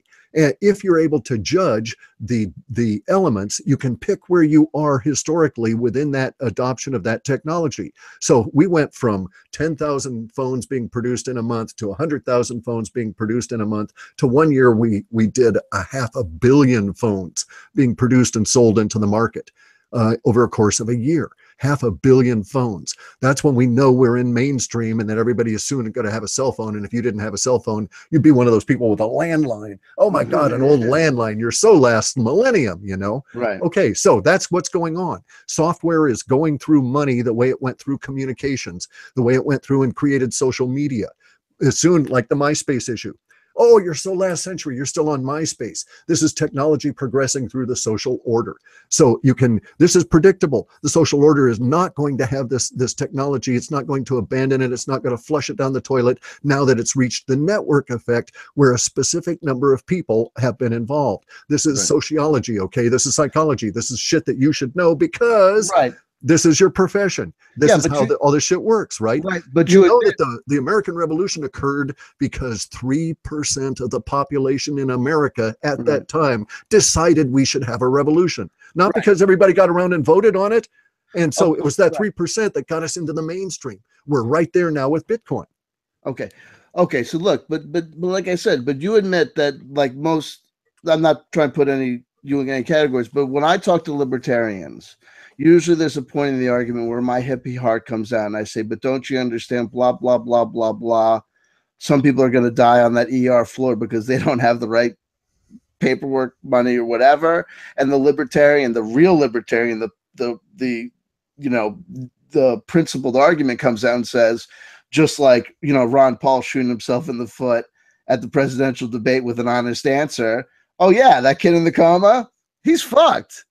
Right. Oh sure. Absolutely. Shit happens. People die all the time. So, but it's not the fault of the system at that level. So at this point, really, what it is for, if I'm grokking it, your response correctly is to say, all things considered, life is what it is. This is the new evolution, and you might be even conceding that you might very well be one of those people who, at one point, on paper, on wherever, because of Bitcoin, is worth millions, and because where Bitcoin might go as far as it's whether it's traded or abandoned as a software technology, right? Correct. Superseded, overlooked, all of that. Right. It could be left dying on the beach. It's genetic information and material not to be carried forward into the future generation. The social order decided that it was going to thus change, and it would take a number of years and decades, and I would say that I'm astute enough to move out of Bitcoin should I see that change occurring. Right. Okay, but I take your point. Any technology, and that's why I argue with people about altcoins and tokens.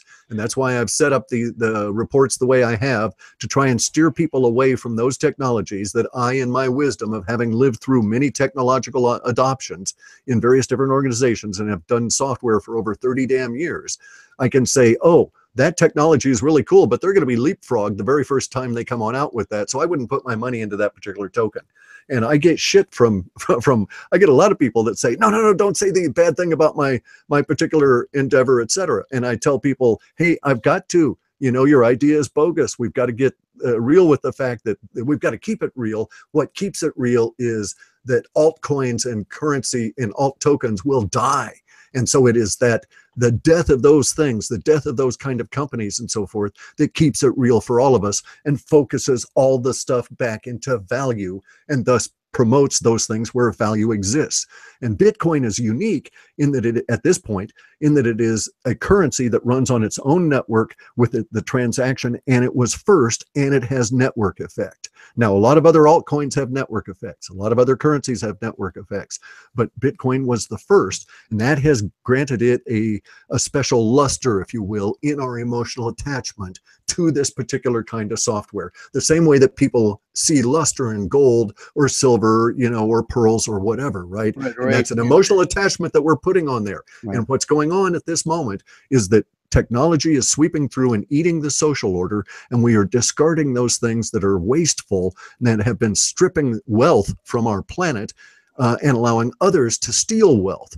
And I like Bitcoin and these kind of things because stealing and that kind of stuff is difficult. But when I think of these Bitcoin mavens, these Bitcoin wonderkins, and I listen to them on Twitter, and I listen to them, these are they sound just like the assholes that I grew up with, who ended up being the financial market whiz kids and investment bankers that brought us the hellscape of the internet bubble of 2000 and the housing crisis of 2008. Well, these people then are going to flame out. They're going to burn out. Right. And we're seeing a lot of that already. You know, I mean, we're seeing the social disruption within the companies that causes tokens to lose value. It's chaotic. There's no real regulation out there. It's like the Wild West, but there's freedom. There's opportunity to pursue new ideas and invent and fund things and do great social good there in ways that had not existed before. In my way of thinking, because I like looking at history a lot, we're very much into an emotional period that's going to sweep through the United States in a way that it won't hit other countries. So for instance, no one in China is having this kind of discussion about these currencies. They're in a huge new materialism wave. China rules the world. It's going to be the Chinese millennia from now on, now that the American century is faded, and so on. So their mindset is entirely different if you look at their language, as opposed to the United States. We're like bombed out Germany. Our infrastructure is crumbling around us. We're facing existential crises. We're facing the social consequences of those existential crises. We're facing the consequences of denying reality and not talking about things in an honest fashion where we define our terms ahead of time and we don't hold each other emotionally accountable to our own projections on their views. In other words, I love the fact that you don't agree with me, and I'm not holding you in any way. I'm not trying to project on you any malice or I don't want to convert you in any way, shape, or form. I love the fact that you're having a penetrating discussion about this, and we can sit here and define our terms and work it out and be, in the end, standing back and knowing that at least we're looking at the same thing, although we may be seeing it from two different viewpoints. And I'm thinking that because of my particular position and the fact that I'm an old fart and I've been through this before, I'm thinking that if I can get that to that point with you, I can open up your particular vision about what it is that I see.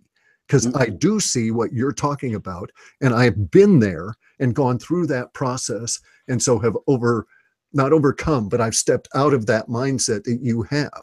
And all I'm attempting to do, I'm not trying to sell you Bitcoin or any altcoins or anything. I'm trying to basically say to you, I see a vision of history, not like Nostradamus, where I'm going to couch it in terms and I'm afraid to say it. I'm saying it out plain.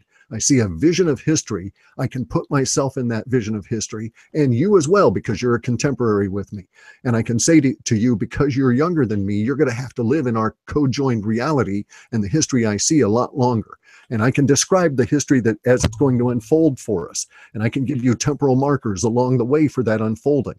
And if those temporal markers appear, enough of them appear, then C.W. Chanter might say, you know, A, B, C, D, E, F, G, H, I. Well, maybe J is going to be coming, right? Right. And so then maybe CW here, maybe he says, okay, maybe he was correct. Maybe J is going to come. Let me do an experiment and try something to see if that's going to happen. A little bit, a little taste. And Right. there, I've altered your reality, and you're able to see the vision that's presented to me, and thus both of our lives are enhanced because I'm not living with yet another dumbass that isn't paying attention to what's going on. Your life will be enhanced, and it will just spread and spread and spread. I don't like the idea of living with a lot of uneducated people that are going and doing things badly because the people at the top are fucking us all over.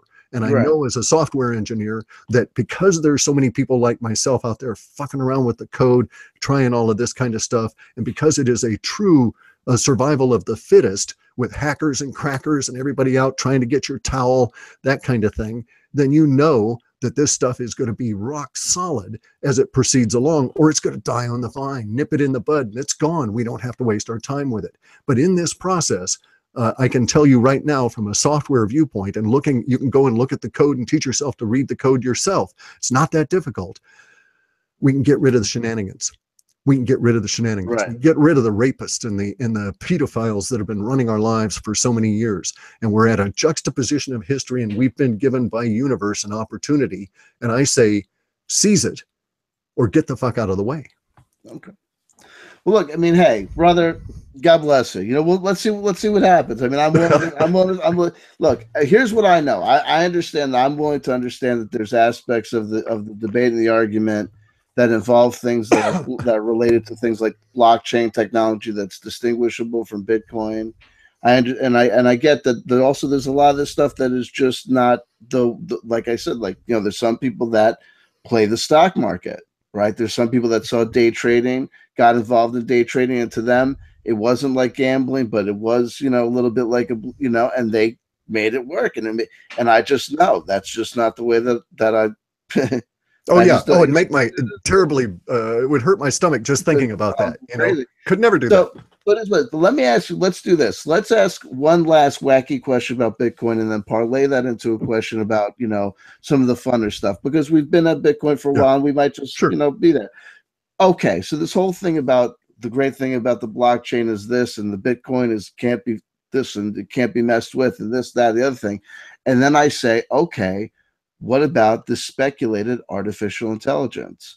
There's some There's some people who say that artificial intelligence is already here, and there's some people that say that artificial intelligence is to be.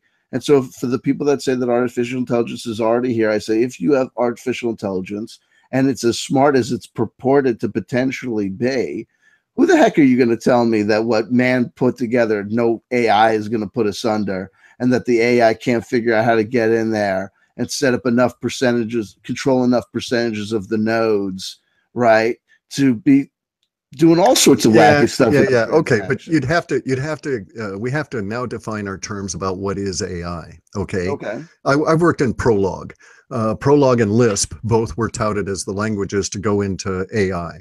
I've worked with neural nets. Neural nets were the beginning of machine learning that was touted to teach machines to learn and think. However, here's something that almost everybody that talks about AI fails to realize. No software can make a decision that's not programmed into it. No software can offer change its own code. No software has will. Will is dependent upon hormones. No software has a brain that is responsive to hormones. Okay, you actually would make no decisions as a real rationalist if it were not for the prompts that are coming through your body mind by way of hormones that affect your vagus nerve, the serotonin production around your gut, etc. Right? So software, AI, has no self. It has no motivating emotions. It doesn't have hate. It doesn't have love. It doesn't have sneakiness. It doesn't have curiosity. AI in that level cannot have emotions. That's what freaks everybody out is, ooh, it's the cold AI coming to, you know, and I had this argument with Carrie Cassidy the other day, and she's quite convinced that AI is the great threat into our future. Now, amongst other things. Okay, well, now you're also seeing a lot of people use the word AI, use the term AI as a marketing thing. What they're talking about is an expert system. An expert system is where I come along and I find out that CW does a unique job. And I, as a software engineer, ask CW thousands of questions until he gets really, really, really annoyed and threatens to hit me with a stick. And then I run off and I sit down and I put all of those answers to those questions into if-then statements. If this, then that. If this, then that. If this, and then that. Ad infinitum until we've covered all of the possibilities that CW knew. This was an expert system. This is what they're actually building for robots and all of that kind of stuff. It is not artificial intelligence. No software has a concept of self. It takes a concept of self to become self-motivated, self-directed, to do something outside of yourself. Software works by executing one instruction after the other, after the other, after the other, as it is told to do. I write those instructions, and it's not, when I put my program in and make it run, it has no capacity, no will to change itself, nor does it even know what is the next instruction it's going to execute. So it couldn't possibly leapfrog any prohibitive instructions or expansive instructions. It must execute each set of instructions at a time. And as soon as it's executed a bit of instructions, it's forgotten about. It has no memory. It has no sense of presence. So AI is, in that understanding, even in the woo-woo sense, has to be very carefully understood for what it is. No software has consciousness. So are all of your fears are spurious at this point in reality? Okay, at this point in reality, but then that leads to the next question: is it an existential possible? Is it a possible reality that such an artificial intelligence, a cognizant, conscious and artificial intelligence, could come to be? That is a really tough question to answer. And I can get into all different levels of discussion on it.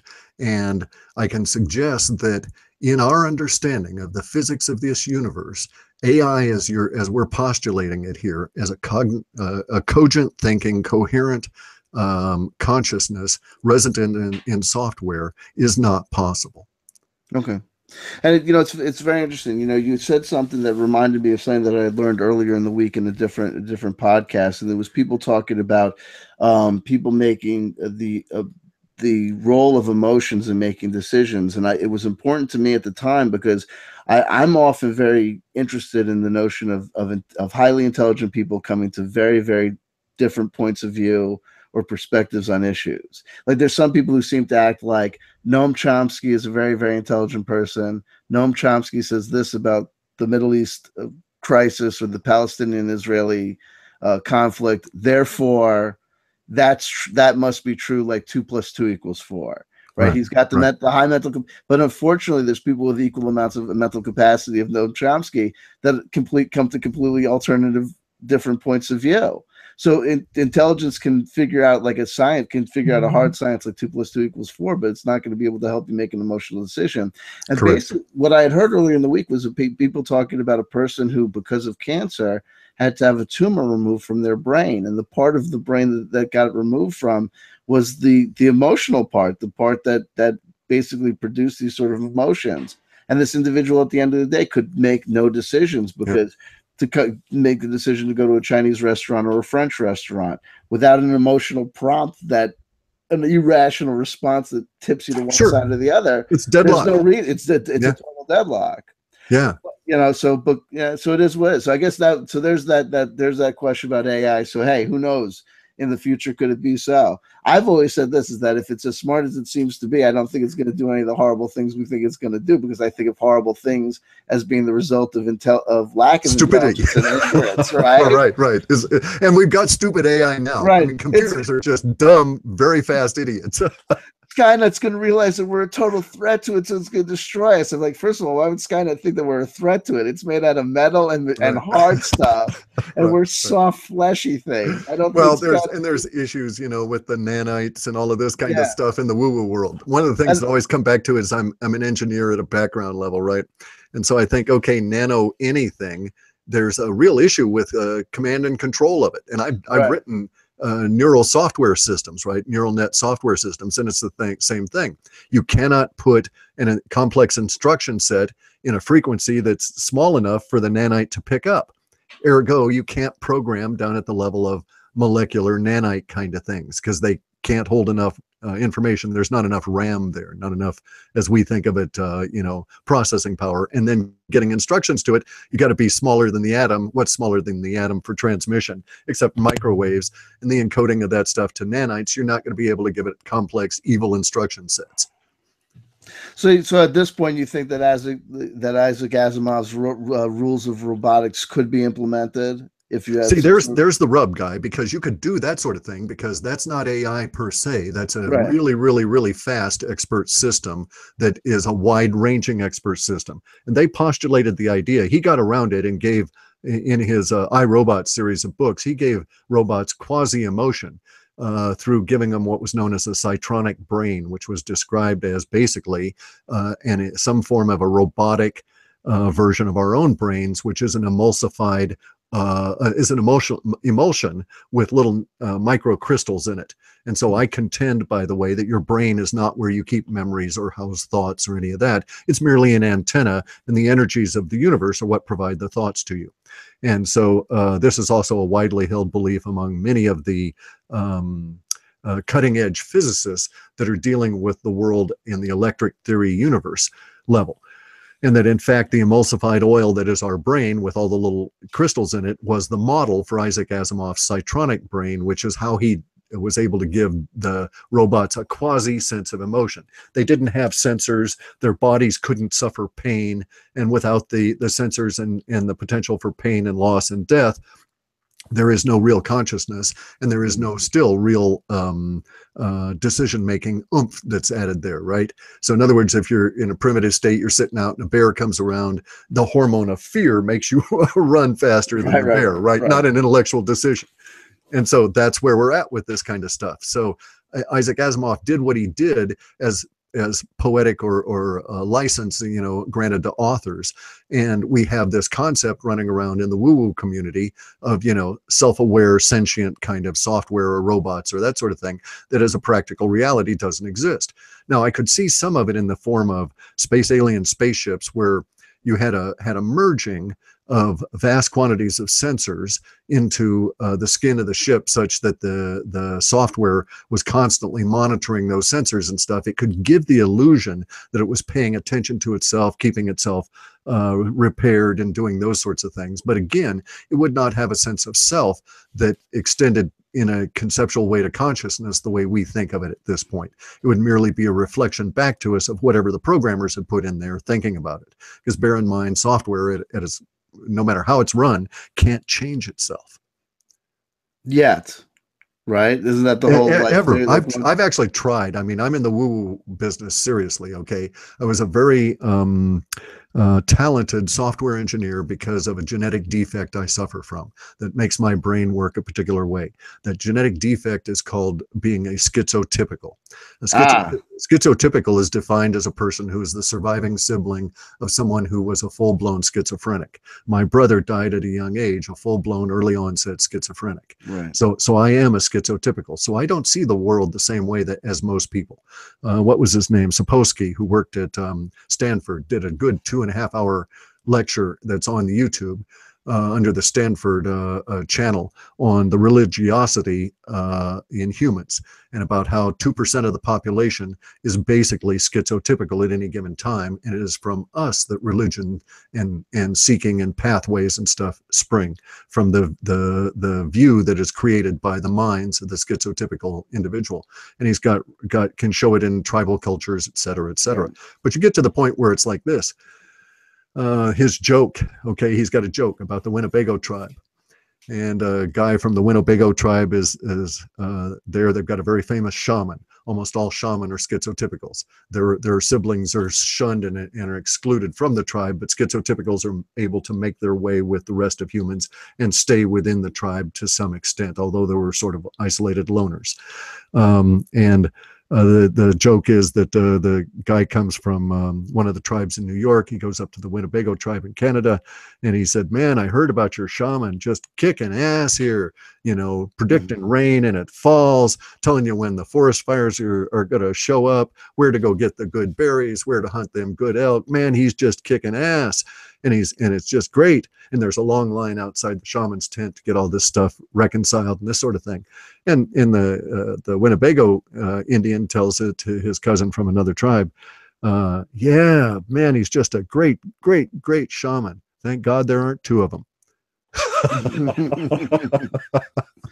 Right. Well, so, you know, people, I think people are like more like ants than anything else. So it's like, you know, there's different types of ants, there's different types of bees, there's workers, and there's drones, there's queens, you know what I mean?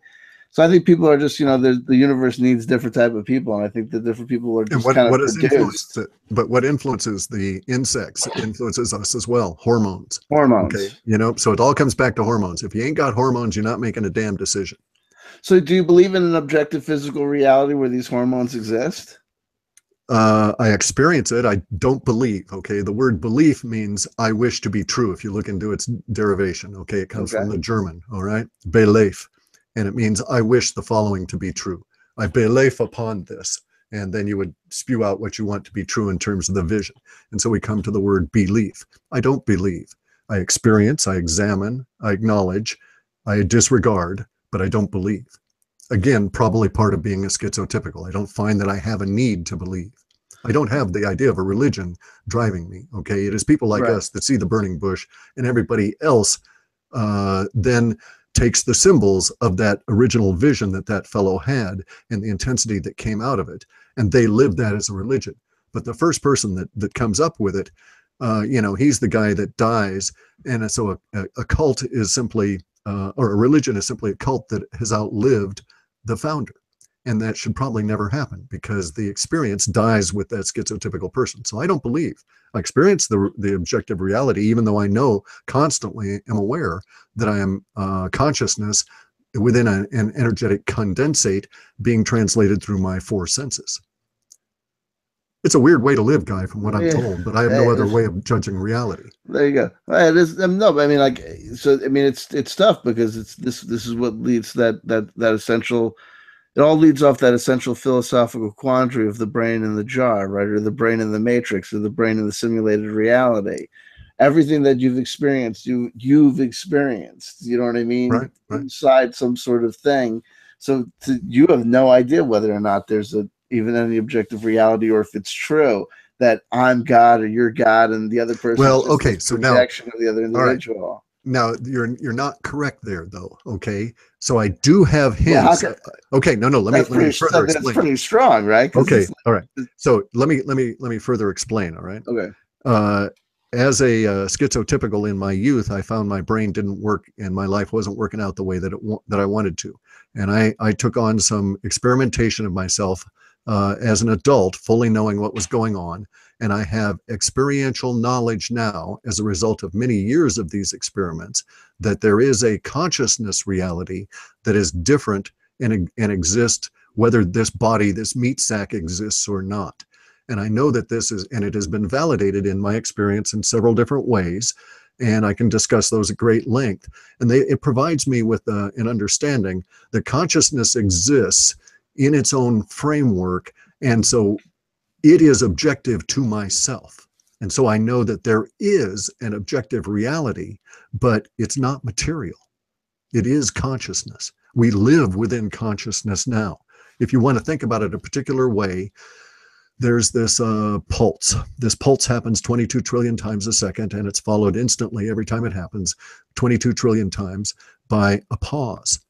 Within that pause, we don't really experience that pause. We don't experience the pulse. We experience the result of that. It allows for movement, okay, for us to perceive movement. Without this pause and effect, I mean, we're very much like the movie film flipping past the light. Okay, 22 trillion times a second, Avogadro's number times 3, and which goes to the molecular value, or the mole value of any given substance within a given volume.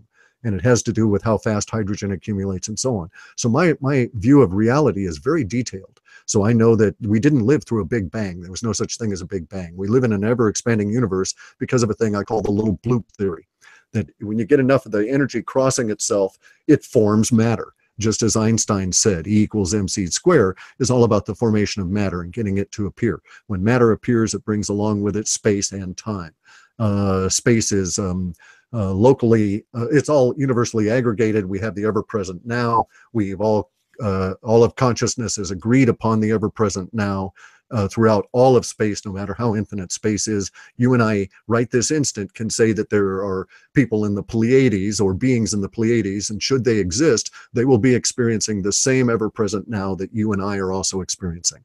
These kind of thoughts bring you to a particular level of understanding. And so my understanding is that there is a consciousness that exists that is the substrate for every fucking thing. Now, we've had some new occurrences that validate my view. One of the occurrences is the creation of these things called the D-wave computers, quantum computers.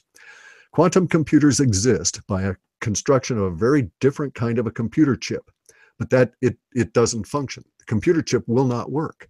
The only way that this computer chip will work is if you put it into a cylinder and do everything you can to shove consciousness out of that cylinder, to shove all vibration, to shove out all of this pulse that's always occurring and its reflection back and the collisions of it and everything. Because we live in a like a lake, so to speak, of consciousness that creates matter by constantly colliding with itself. And we can create these quantum computers by taking these chips and shoving them into these very carefully constructed tubes that are tuned for size and stuff, and then getting all of the air out, super cooling them so there's no heat leaking into them, insulating the fuck out of them so there's no heat anywhere, getting anybody that's got any mentation going on at all way the fuck away from them, and then firing them off remotely with some of our devices. And we do this by shoving, basically we get the computer chip in an environment where we shove consciousness away from it. And I think that personally, as a side effect, that we're creating the Mandela effect by densifying consciousness around these devices. And the Mandela effect seems to spread wherever we put these things. And it always takes on a peculiar nature whenever you put them into various different places. So the very first of these computers were placed in Houston and NASA and some of these kind of places, right? Curiously, the Mandela effect in that area affected the Christians, and all of a sudden the Mandela effect was different language within the Bible. You know, shall not lie down with the wolf or the lamb or the lion and the lamb, and all these changes in the Bible that they're seeing. And so it's affecting consciousness that way. I'm not saying the Mandela effect is about things actually being changed or about memory. I'm saying it's about a densification of consciousness that's coming out from these machines. When you put one of these machines in Hollywood, in that area with Jet Propulsion Laboratory, et cetera, in California, you get an entirely different kind of a Mandela effect. So wherever they're placed, we get various different flavors of it. They make the damn things up here in BC, Canada, and we have a different flavor of it up there that is very much Canadian.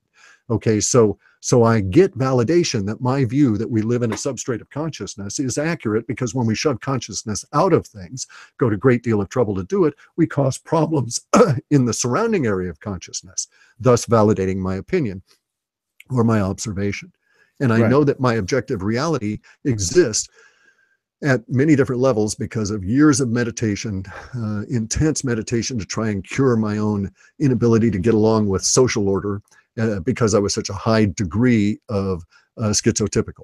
Okay, very much close to being, I probably would have been a full-blown schizophrenic had I not done vast quantities of drugs in my youth in a psychedelic fashion, to the point where I was doing psychedelic drugs at a shamanic levels very frequently. And so, and I recovered. I was able to rebuild and re-engineer my personality as a result of that, and get rid of many of the schizophrenic tendencies that were causing that much friction. And thus I was able to gain a particular viewpoint of reality that allowed me to be a good software engineer and to start thinking some of these thoughts that lead us to this damn discussion today. Right. Okay.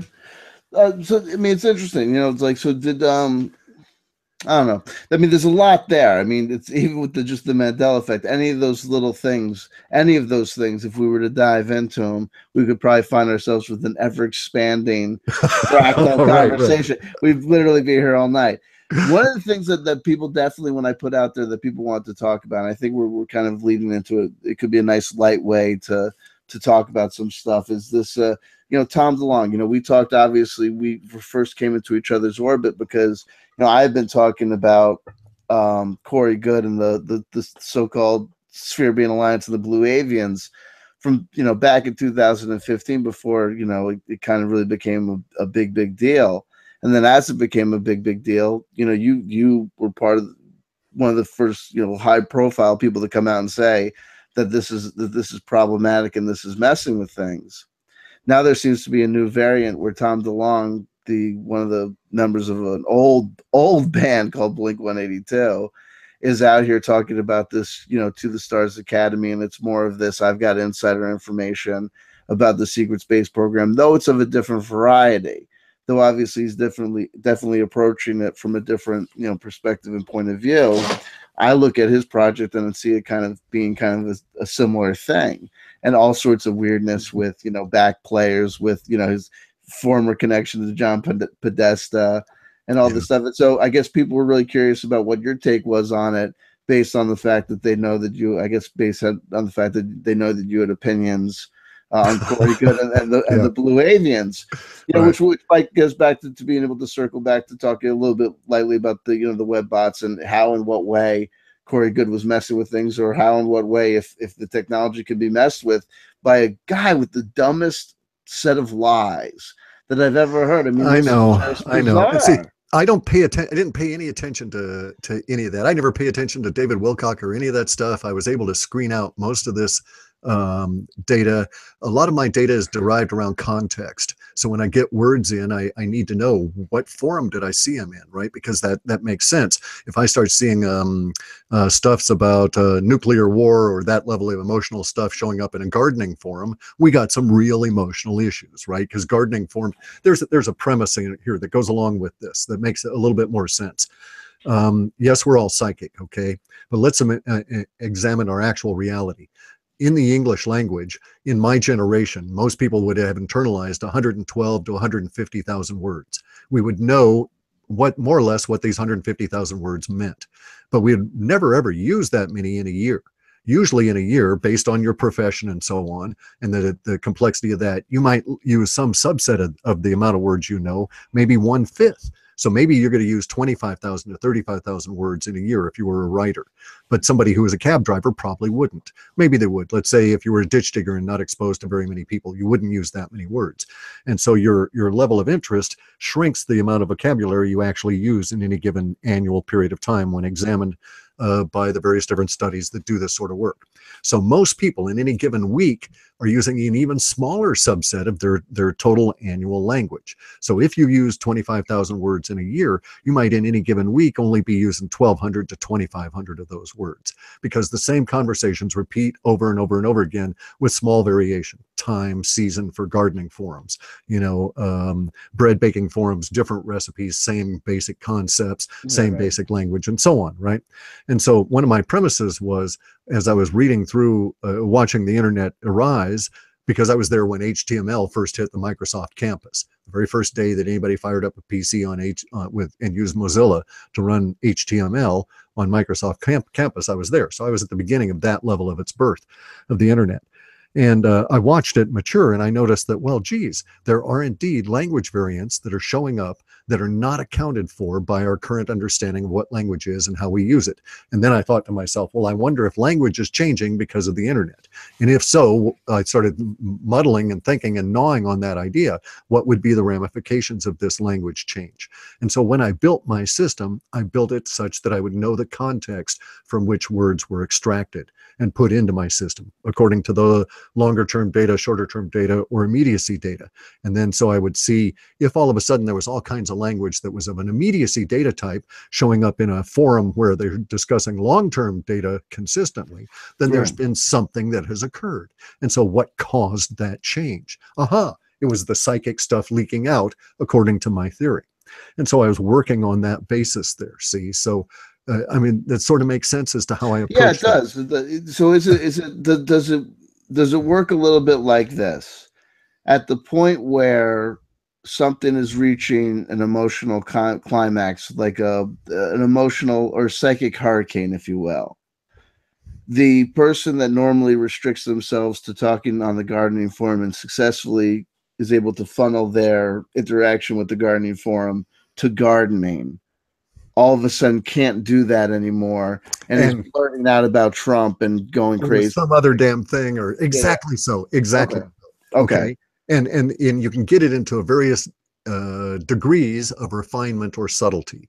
And my supposition, part of my premise, is that what is making them do that is hormones within the brain that are affecting their ability to deal with thoughts. And that these hormones change based on what's coming out of the future at us. Because I don't buy time as being a river. I don't think you can go back to the future. I don't think you can go back in past.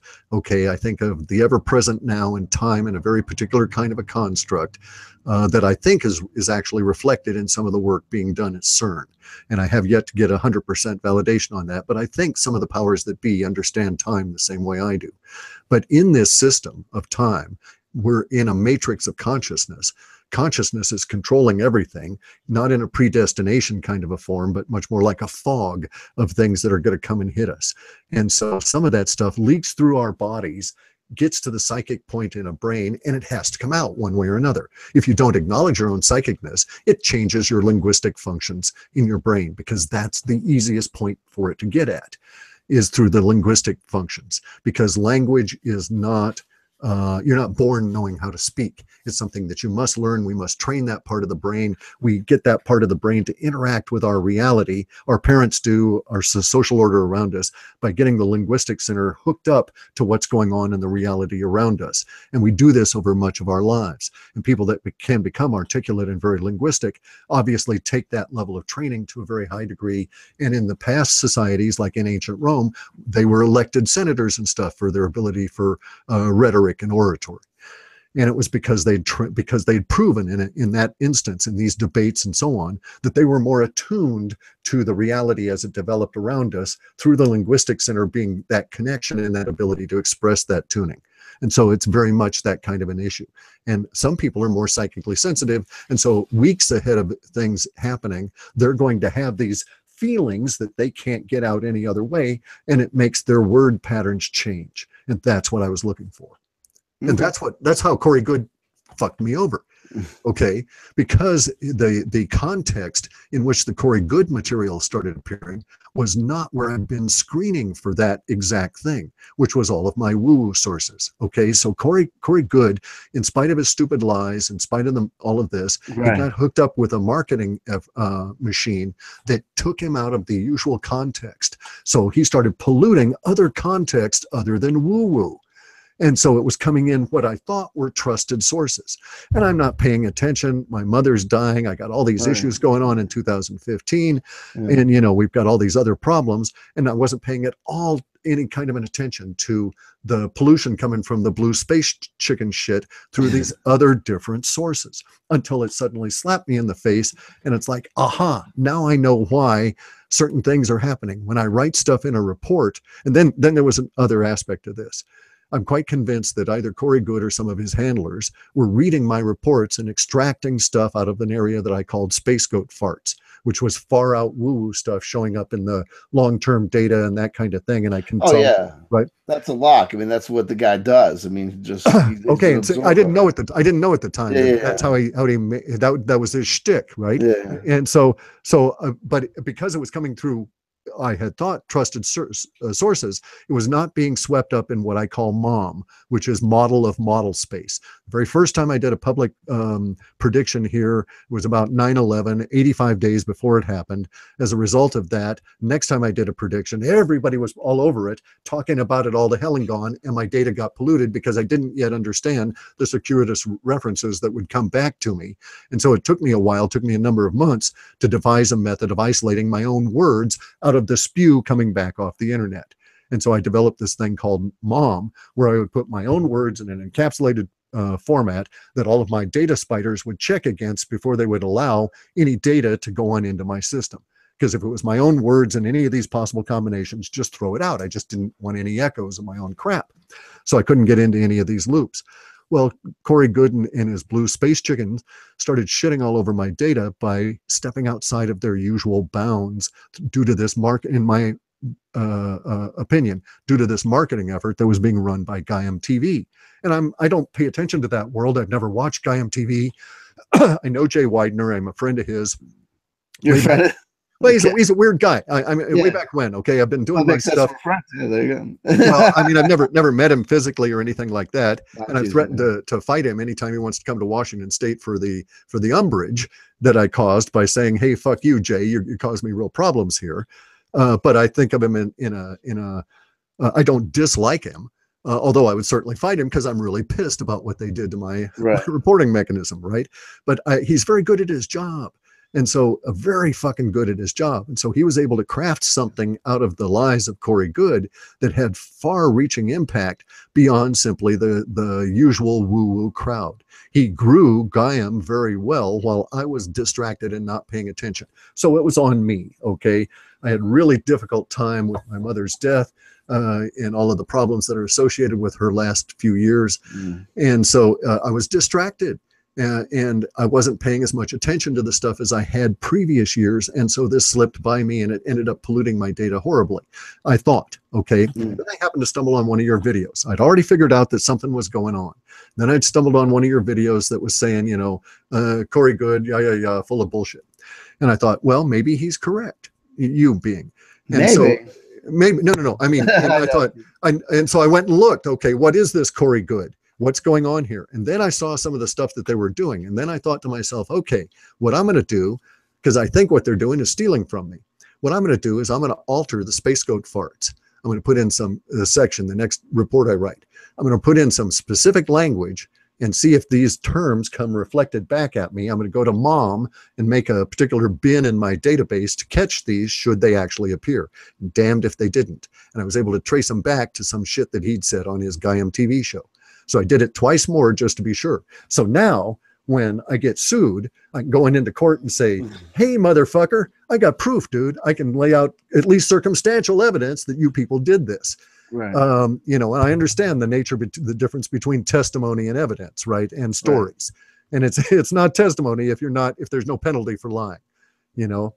That's my understanding of this. And that's why I got into a big argument with Carrie Cassidy, because she claims every one of the stories that's told to her is testimony. And it's like, bullshit, woman, bullshit. No. Yeah. If there's no penalty for it, it wouldn't be accepted. Absolutely. Yeah. I mean, well, it's like testimony. It's like also people make this confusion. You know, it's testimony is a form of evidence, and various forms of evidence are adjudicated and looked at different ways based on, you know, their predictability or their falsifiability or their forgeability. Like, there's various different factors, or just, you know, like, and also like, so like, you know, for example, like, you know, like a legal genius of the millennium, Alfred Lambermont Weber, months ago was up there one time saying that, you know, in court we have the form of evidence called circumstantial evidence.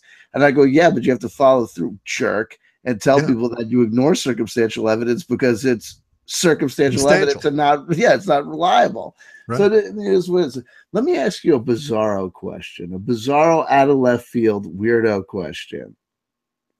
Okay. Right, go ahead. Yeah. Would it be possible for the powers that be to attempt to, or want to attempt to, trigger the creation of an alternative timeline by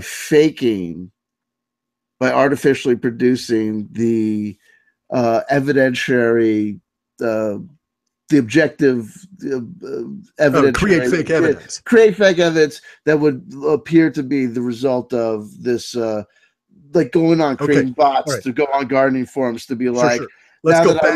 Trump is Jesus Christ. Trump is Jesus. Whatever they do. Right. Whatever. Well, let's eliminate a word from there, okay? Because you're using the word timeline, and I don't accept that there's anything other than the ever-present now.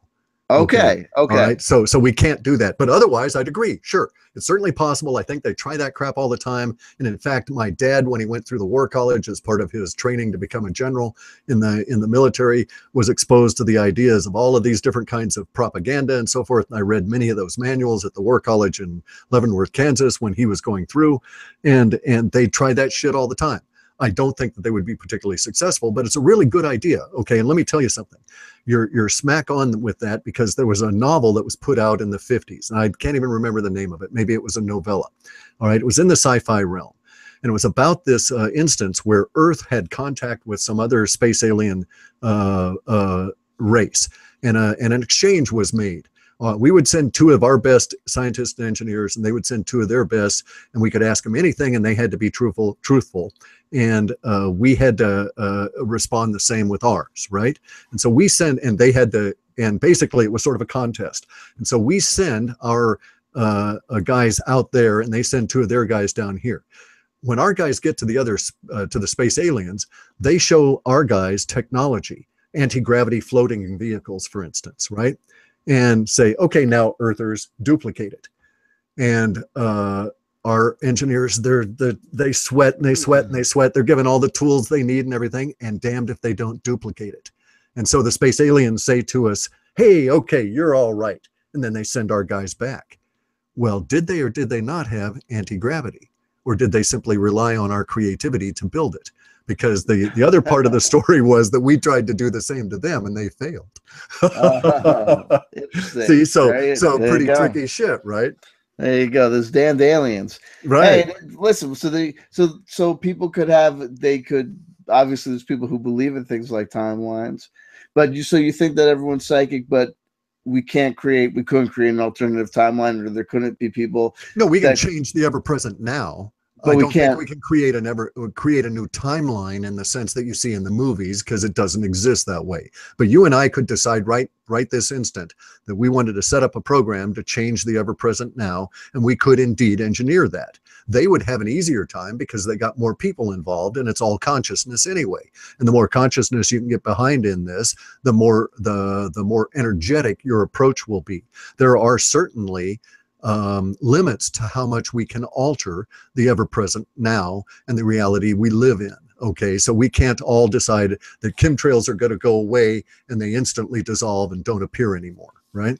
You can do things if you're the military by saying, I want all of reality, all of you people in the earth here, to ignore the fact that we're spraying vast quantities of white material in the sky for decades to create an ever-present gray hue or haze over many of Earth's cities. I want you to ignore that. I want you to deny that when people come up and use the word chemtrails, I want you to laugh in their face and cut them out of your social circle. That shit happens all the time, and that works. And I'm personally the victim of that kind of stuff constantly because I see this going on. Now, my approach is, okay, I can subtly do things and alter the reality around me. Because we're having this conversation now, I know I've been successful. By doing my subtle things year after year after year, in a Taoist sense, the sage is able to say a few words and things happen 1,000 miles away. It takes a long fucking time to get up to that point though, right? But you and I can engineer reality, and I'm engineering reality in this way as well. And so one of the things I'm doing is using language to do so. And I try and get out a bunch of pithy little sayings that will stick with people so that I can have expressions that come on out that in effect alter how we think and thus engineer reality and change our ever-present now.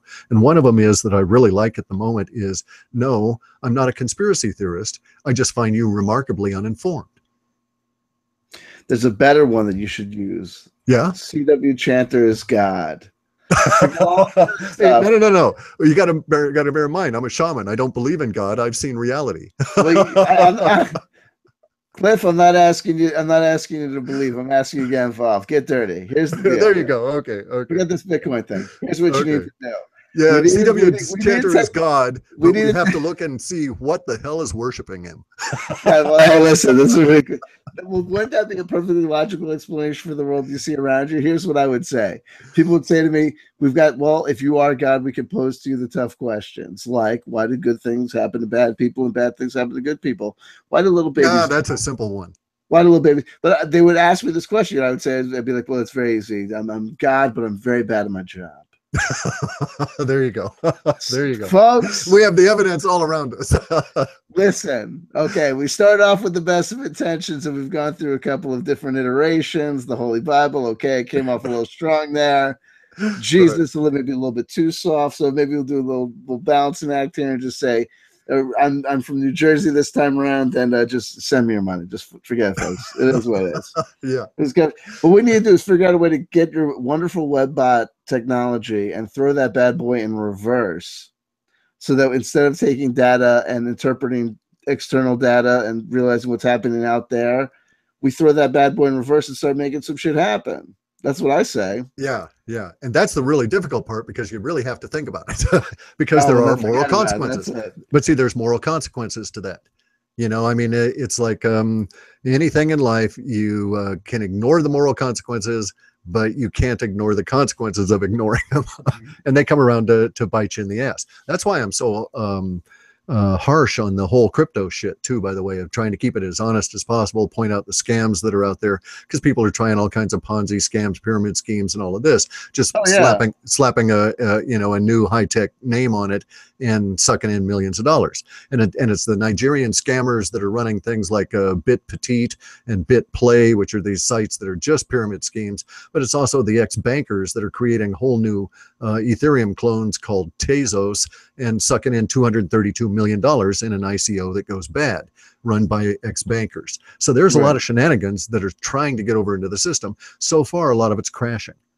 And also, would you agree that because Bitcoin is, or because these altcoins, these cryptocurrencies, they're occurring at the nexus at a time, obviously it's they could be symptomatic of what's happening. You know, there's tough things happening in the economy. There's systems that are, you know, kind of going through their natural life cycle and course. You know, say what you want about communism or socialism or capitalism. Some beasts may be born to live, to exist, and to... Well, the one thing I want to say about capitalism, right? Before we discard the idea, I'd sure like to try it. Right? Hey, look, to all the horses for courses and all sorts of opinions. Right. You know, so, but because this stuff is happening in the realm of economics, and because this stuff is happening at trying times, and we see it happening in the realm of politics, we see it happen all over the place. I mean, you're looking at emotional language and you're trying to figure out this stuff, but at emotional times, how do you do that? Because it seems like you're trying to like set course by stars that are constantly rearranging upon seas that are as tumultuous as one could ever say. That's very accurate, and that's what I face constantly with my particular work. I mean, I don't mean to bring it back, but I do a run. I do a bunch of spiders. They gather data.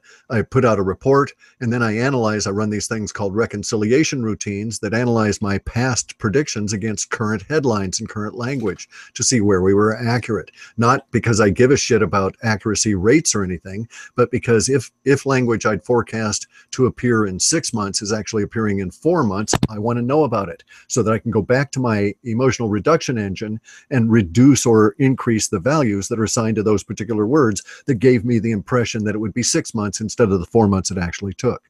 You see, so I'm constantly adjusting it. And so exactly that, I'm on a paddle board that is on this constantly moving sea in a whole bunch of winds, and I'm trying to look for some level of mathematical reductionism, if you will, of the chaos around me. In some weird kind of a way, I'm trying to do the linguistic analog to shoving all the consciousness out of the bottle in order to make the quantum chip work. And it's a real bitch, dude, and I fail all the time. But I've got a dozen, maybe 24 competitors that have come around since I invented the concept of predictive linguistics in 1993. I know for a fact that the CIA has funded some of these competitors. We've had problems from some of our competitors. Some of the guys that work there are okay, but I've actually had the powers that be fucking with me over these years. But I think that they find me useful. And so they don't want to totally shut me down, but there are times that they don't like me messing with particular memes, and I get blowback from them. So in that sense, it's been very interesting, but it's been a huge amount of work, been somewhat dangerous for me at times, and is a royal pain in the ass. And if I could find a way to make an honest living, and that's why I'm moving into cryptos, I would do so. And so I'm putting a lot of my efforts actually into trying to become sort of like not a crypto sheriff, but at least somebody that's able to say from a software knowledge, nah, that idea it isn't too sound, and here's why technically. And I'm putting together a group of individuals, young people that I'm training now to do crypto forensics on ICOs as they're announced, to analyze the whole structures of the company and say why we think these things are going to crap out or why we think they're a scam. And I publish out a compendium, because there's 2,500 of these alt tokens now, but my data suggests by March will be about 10,000. And I know the progressional chain of events here will lead us up to 40,000 of these things by the end of 2018 as the dollar gets even further more wonky. So I'm actually trying to find honest work out of the woo-woo world. Now that I ran into those damn blue chicken things. There you go. That's so terrible, though. Now that you're involved in because you are involved by definition in Bitcoin and cryptocurrency, do you have to perform any sort of like, self-control or modification of your own to keep yourself out of the? Sure. I mean, you're right there in the goddamn room, right? You're there. Right. You're in the room with the actual processing. Right. And see, here's what I do with this. Okay. I don't intrude in that. And I've automated as much of the interpretation process as is possible at this stage. And then in order to make it even cleaner, I don't trade. I don't buy the coins I talk about. I don't trade in them. I'm a hodler. I just hold a few Bitcoin and I hold a few Ethereum and I hold a few Litecoin currencies. Okay.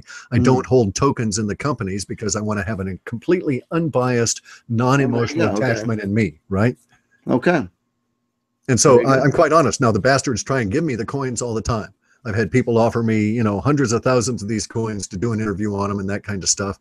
And it's like, guys, I'm sorry, I'm just not in for that. I'm not motivated by money anyway. I live in a shack in the woods. In spite of your opinion, I'm 2 miles away from Evergreen, which is the hotbed of uber liberalism. But nonetheless, I'm out in the big woods, right? I don't pay attention to those guys. I believe you me. I wasn't, but it is one of those things. Like, it's like if I was coming out of Brooklyn and we're like, oh man, you know what I mean? Like, there's some cats that come out of Brooklyn that are hard. They're just from Brooklyn, And there's some people come from Brooklyn that's like, you know what I mean? You know, laptop via Starbucks via Norah Jones. You know what I mean? It's just all in that. Right. And I've been there. Okay, I've been there. That's Redmond. That's Renton, Seattle. I'll walk right out of a bar. If I go up to a bar, the bartender's turned around, he turns right back around. He's got any sort of handlebar mustache going on. Yeah. And unless I've traveled back in time for some miraculous reason, get the hell out. I'm out of there. Right. I'm out of there. You know what I mean? Yeah. Oh yeah. Oh yeah. And see, I live in that world. I'm very well aware of that along I-5 going up to Microsoft and the impacts there and so on. So I'm aware of that world, but I don't mostly like what we're trying to do is move over more toward the coast. And so we'll be living in a town that's you know, used to be 600 people a few years back. It's only 204 people now. Give you an idea of the rate of progression there, right? But hey, they got high-speed internet, so I can work there. You know how to pick them. Well, they have high-speed internet for now. Oh my God, geez, nobody's going to the coast. Did you read Nostradamus? Don't you read Edgar Cayce? The coast is sure. here, man. Yeah, but hey, I'm 110 feet up. I studied oceanography and hydrology in my youth. I know that no tsunami on the planet can rise higher than the slope of the beaches will allow, and 90% of all tsunamis will crest and break in the 40-foot range, and only a very few. So I understand the statistics, and we're 110 feet up, so we're good. So we're actually one of the places where they evacuate to when the tsunami comes. Well, then watch out, because then that's its own problem, because everyone's going to come up there looking to use your bathroom. But hey, there aren't that many people, and they're for now until the tsunami hits. No. Yeah, I got you there. But even on the whole coast. You know, our coast around here is not populated. So I live out on the West Coast, right? Extreme West Coast here in Washington State. And so the county over here that is Grays Harbor County, and its population base is less than the city in which I'm living currently. So the whole damn county is extremely small. There's more bears, elk, and other wildlife there. That outnumbers humans by 1,000 to 1. Yeah. The only problem with the bears up there is those hipster bears. Oh, God. No, actually, you know what the problem is? The problem these days are these doomsday preppers. Okay, they've somehow discovered the back. That's your clientele. Don't bash your clientele. No. Well, okay, maybe so. Maybe some of them are. But Clif, honey, that's your clientele, and you know it. You don't need a psychic algorithm to figure out that Clif has got a lot of doomsday preppers. But these are the more extreme type that you might find in Ramtherville, which is Yelm in Thurston County. But the new ones are out there burying 40-foot shipping containers full of crap into the Olympic Mountains around us. It's like you're not going to be able to get to it if we get a tsunami. You know, most of the roads will be washed away, so you'll never be able to get to that stuff anyway. Well, the premise, I think, is that the tsunami will bring the water pressure up, will bring those containers right to the surface. There you go. Okay, I hadn't thought about that part of it. Jay-Z Knight saw it in a dream, speaking of Yelm. Right. Yelm is like the mini burned-over district of Washington State when it comes to psychic phenomena and New Age shenanigans. Yeah, sure. We're a nice outgrowth. You know, I'm sure that we're the place where they do the trial balloon for a lot of the crap out of Washington, D.C. to see if it's going to float out in our population. They test it out in smaller groups and so on. So getting back to your point, yeah, I think that the powers that be are constantly attempting to engineer the ever-present now. And I think Tom DeLonge is the latest and greatest effort there. However, here's something that I've got to say about that. Unlike the 50s, unlike the 60s, where we had sort of similar kind of outbreaks of experiencers / movements that were backed by the powers that be, here we've got a situation where the language is subtly different and also majorly different. It's not like Corey Goode and his people, right?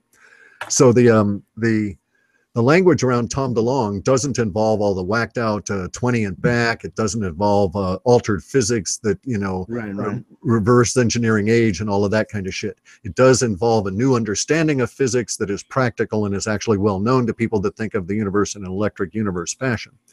The subtle differences on this, though, may make me think that the timing on it is very particular.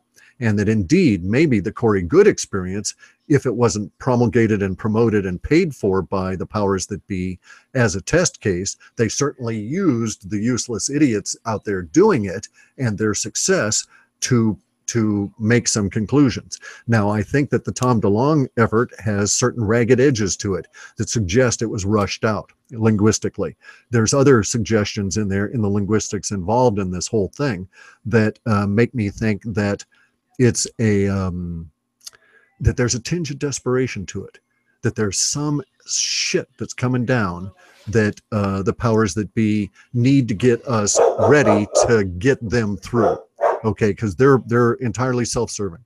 They want to keep themselves going, and they're using all of us as that buffer, and we're the slaves and the labor force for them and all of this. And so something in there's elements in the language I can get into when I'm not quite so tired and we have more time. Yeah. But there's elements there that suggest to me that Tom DeLonge is 100%, not 100%, but let's say he's 80% actual, authentic, okay? And 20% he's trying to occlude, that he doesn't really want to get into, that he's been told not to mess with, and so on, that even he's unsure of, but that he's seen enough stuff that he's 80% authentic about what's going on here. That does not necessarily eliminate the idea, though, that they're using his authentic presentation Right. out of their own emotion. Bear in mind, they're driven by this, not by cold AI kind of, mythical AI sort of cold logic. They're driven there by hormones and emotions. These guys are fearful. They're doing things now and letting language out that they would not have 5 years ago, 10 years ago, certainly not, and that they were ridiculing in the 50s and 60s, and they went to a great deal of effort to rubbish all through those 2 decades, and now they're reversing all of that.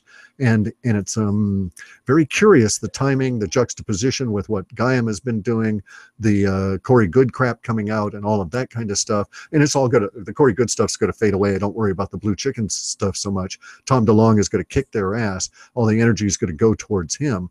But that hint of desperation is what has me worried. It's like, okay, what do these bastards think is coming that they have to do this shit now?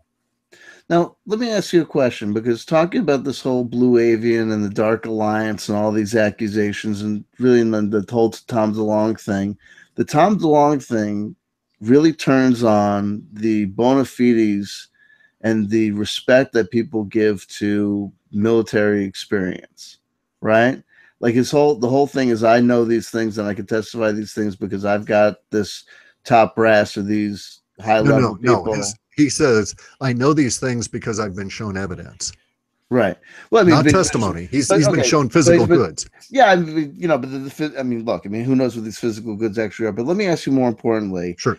In this woo-woo world that we're involved in the last year, 2 guys have come onto the scene, and it's very interesting to me how a lawyer is a scumbag, and a doctor is indoctrinated, and the CIA guy is a CIA shill if he's saying things that you don't like.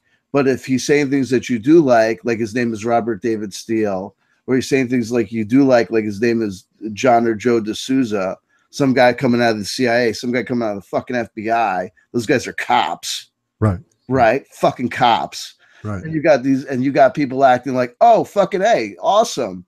Sarah, right. Authority. I was talking to this girl, Carrie Cassie, can't wait to make love to these guys. And I don't know what the deal with these guys are, but I don't know what kind of world, how you can say what's up and what's down when, depending on whether or not, it's a Tuesday or a Wednesday, the CIA is a guy you can trust, or the CIA is a guy you can run away from.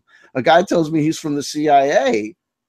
I'm telling you that. I'm like, everything you tell me, I'm going to be like, whatever, dude. Sure. I've actually gone to the CIA, a couple of times, right? The building in Langley. All right. One of them, back when I was a kid, there was this tour because my dad was a military officer. We went and we drove by the thing and I knew where it was.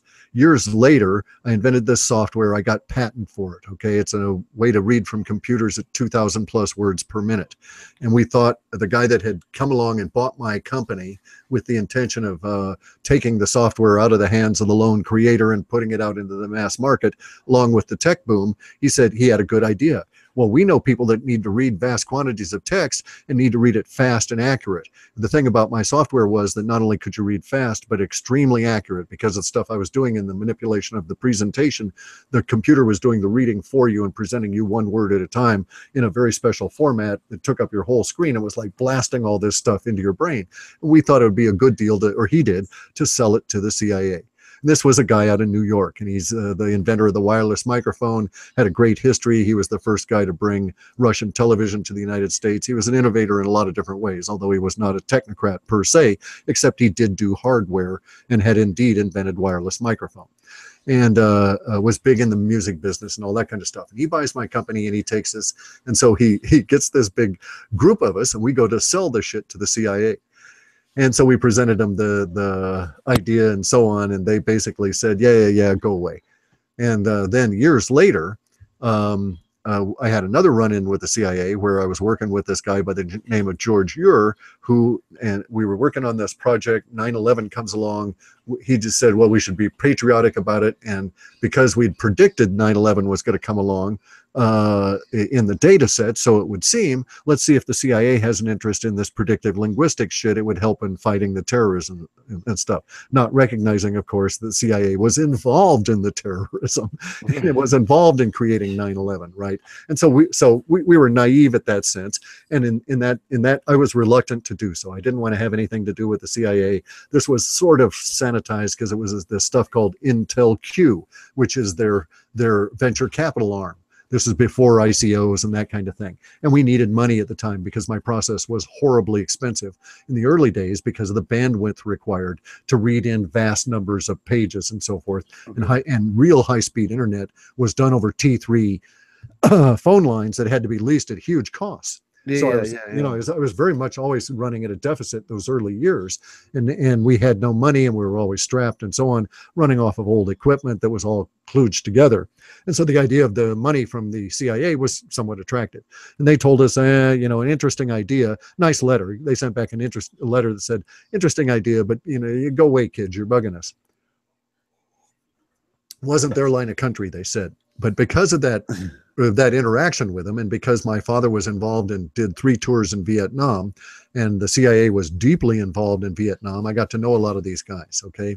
So I can buy the idea of Robert Steele being a genuine fellow, and I see nothing in his linguistics that he's got out there that in any way make me think that he's being more disingenuous than any other public personality. Okay. What do you think? What do you think of my theory that he got his information regarding the 20-year and back program that he gave to Alex Jones about the Mars program, all this stuff, directly from Corey Good's camp through a guy that's associated with the Silence in the Storms blog? I don't know about the association, but he did indeed get it all through directly from Corey Good's camp. But I think maybe it came from a different source by way of the Clear Channel. So the people that own Coast to Coast own Gaia. Right. Okay. That's not scary.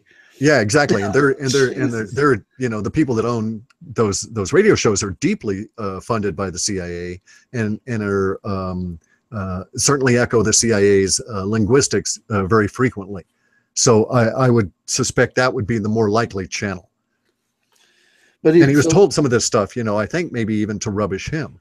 Well, do you think? I mean, do you think that there's any validity to this? I mean, let's get into it. I mean, because you have some different thoughts. I mean, do you think that there's anything to this 20 and back shit and all of that, and the jump rooms to Mars and all of that? No. I actually think Tom DeLonge's expression of the ability to travel outside of time, without getting into the issue of what time is and timelines and traveling back and forth in time, is accurate. And I think that all of the stuff coming out of Andrew Basiago and Corey Good and David Wilcock relating to time, especially David Wilcock, who frequently misquotes Kozyrev and what Kozyrev was doing, and he makes wild jumps off of Kozyrev's work. I think this is all bogus, okay? It's the same level of bogusness as the idea of the 100th monkey. So I think that they've promulgated certain ideas in their head and have stated them often enough without people standing up and saying, hey, this is bullshit, that is no longer questioned, that, alternative timelines exist in the woo-woo world anyway, is no longer questioned, that you can travel in time and all of this. They just assume that all this fantastical stuff we see in the movies is factual. So no, I don't think that any of that could occur. And I can get into details as to why it's all self-contradictory to the point where at a physics level, it just doesn't work. Yeah. Nor does it fit within my particular understanding of physics and the electric universe theory. Right. There you go. Well, my friend, around here, it's creeping past the 12 o'clock hour. Yeah, you got to get to bed, dude. You got real work to do. I got real work to do. Yeah. I got real work to do. You know what I mean? You know what I mean? This is like the thing with the Bitcoin. We're going further and further into the matrix. We've discovered something, folks. The world around us is all illusion. So here's what we're going to do. But I'm talking about Kung we're going Fu, to further invest in that. I'm talking about Ni Kung, internal work, okay, that we all have to do, right? You're a young man. You got to get serious about it. I'm gonna leave that to my deathbed. That's gonna be me. I'm gonna leave all that shit to my death. I'm gonna be the guy. Trust me. And listen, I've learned something. I will follow in the footsteps of my father. My father's a morally and ethically bankrupt individual. The guy is a walking demon. He's insane. I love him, but he's absolutely like I guess the thing about a sociopath or a psychopath is they have to kill someone before you put them in jail. And until that day, they're just allowed to kind of exist in the universe. But he gets it. I know at some point there's going to be this moment of gnosis where he's just going to be like, at the 11th hour, he's just going to cash in that last chip, and he's going to be like, I get it. Sorry. Yeah. but see, here's the thing about the way that life works. Anything we put off on this life, we have to deal with in some future life, because consciousness is independent of our meat sacks. You'll inhabit another meat sack later on in life, and we can get into the details of that at some other time. But I take your meaning about that entirely. But what I was saying is that, you know, there's a particular thing for men that we go through. And when you get into your 40s and your 50s, you have real internal work to do, because if you're going to survive into your 60s, the way you survive in your 60s is to do it in your 40s. I was going to say, and at this point, it's like if you don't get your gambling fix off of Bitcoin or altcoins in general, and the horse races aren't doing it for you, I think Clif just laid out some action for you. Is WCN going to see 62? Well, apparently. Yeah. And the great part of it is that talk about long-term investments. People can look at the future and be like, in about 10 years out, they could be like, but how much internal work has he actually done? That's what I want to find out. 10 years from now, I want us to revisit this. Okay. This coming week, I'm moving out of Aikido and going into Brazilian Jiu-Jitsu. Oh my God. You're going out of the bullshit into the homosexual dileance on the floor. Don't you know that there's no gay or form of martial arts in Brazilian Jiu-Jitsu by definition? Okay, all right. I've never explored that, so but I've done judo, so you know, and I like to roll. It's a good to fight. You know, I enjoy that part of it. You know, that's it. And one of these days, you'll get to a psychiatrist. You'll work out those emotions. No. You don't have to wrestle with guys anymore, dude. Hey, I mean, I understand about, and this is one of your guys, right? They always talked about him as Sigmund Freud. His real name is Shlomo. All right. And they couldn't promote Shlomo. Tavistock Institute couldn't do shit with a nicotine addicted fellow by the name of Shlomo Freud. So they used that's because they're quitters. Meanwhile, I've done my internal work. Shlomo shows up with this cocaine problem. And I go, guess what? Guess what, Shlomo? Not only do you have the world's worst name, not only do you have a crippling cocaine addiction, but look at me. You're about to be America's next top model. No shit, dude. No shit. We're the Tavistock Institute. We can make it happen. And meanwhile, you keep getting turned down by the CIA. The Tavistock Institute won't return my phone calls anymore. I'm waiting. You know that there was that crippling revelation on Corey Goodwin when they gave out that hilariously embarrassing restraining order that his former employers had taken out on him. Yeah. Oh God. I don't know what my equivalent would be, but it would be. It's terrible. It's terrible. We don't even want to think about it. There. No, you know? I feel sorry for the guy. You know? The man turned down by Tavistock. Tavistock would be like, okay, first of all, in order to make this legal argument work, we're going to have to get some things out of the table. First, okay, we admit it. David Icke has us dead to rights. We're Tavistock, all those things that we did. Right. The homosexual agenda, miscondition, abortion, the whole thing. Sovietism, right. Sesame Street turned all your kids into communists at the barrio, all these things. We did all this. Having said that, we're willing to admit all this on one condition. CWChan has got to leave us alone. We're done. We're not helping you. Yeah, he's a scary fucker, that CW. They're the ones that told me to bother you. They're like, why don't you bother Clif Highway? Put the shit in reverse bullshit, try to get your name out there. One of these days, you're gonna have. We'll all know that you're lying in the most beautiful way when you come out to the world and tell the world the truth. That you turned on your computers this morning and everything lit up. CW.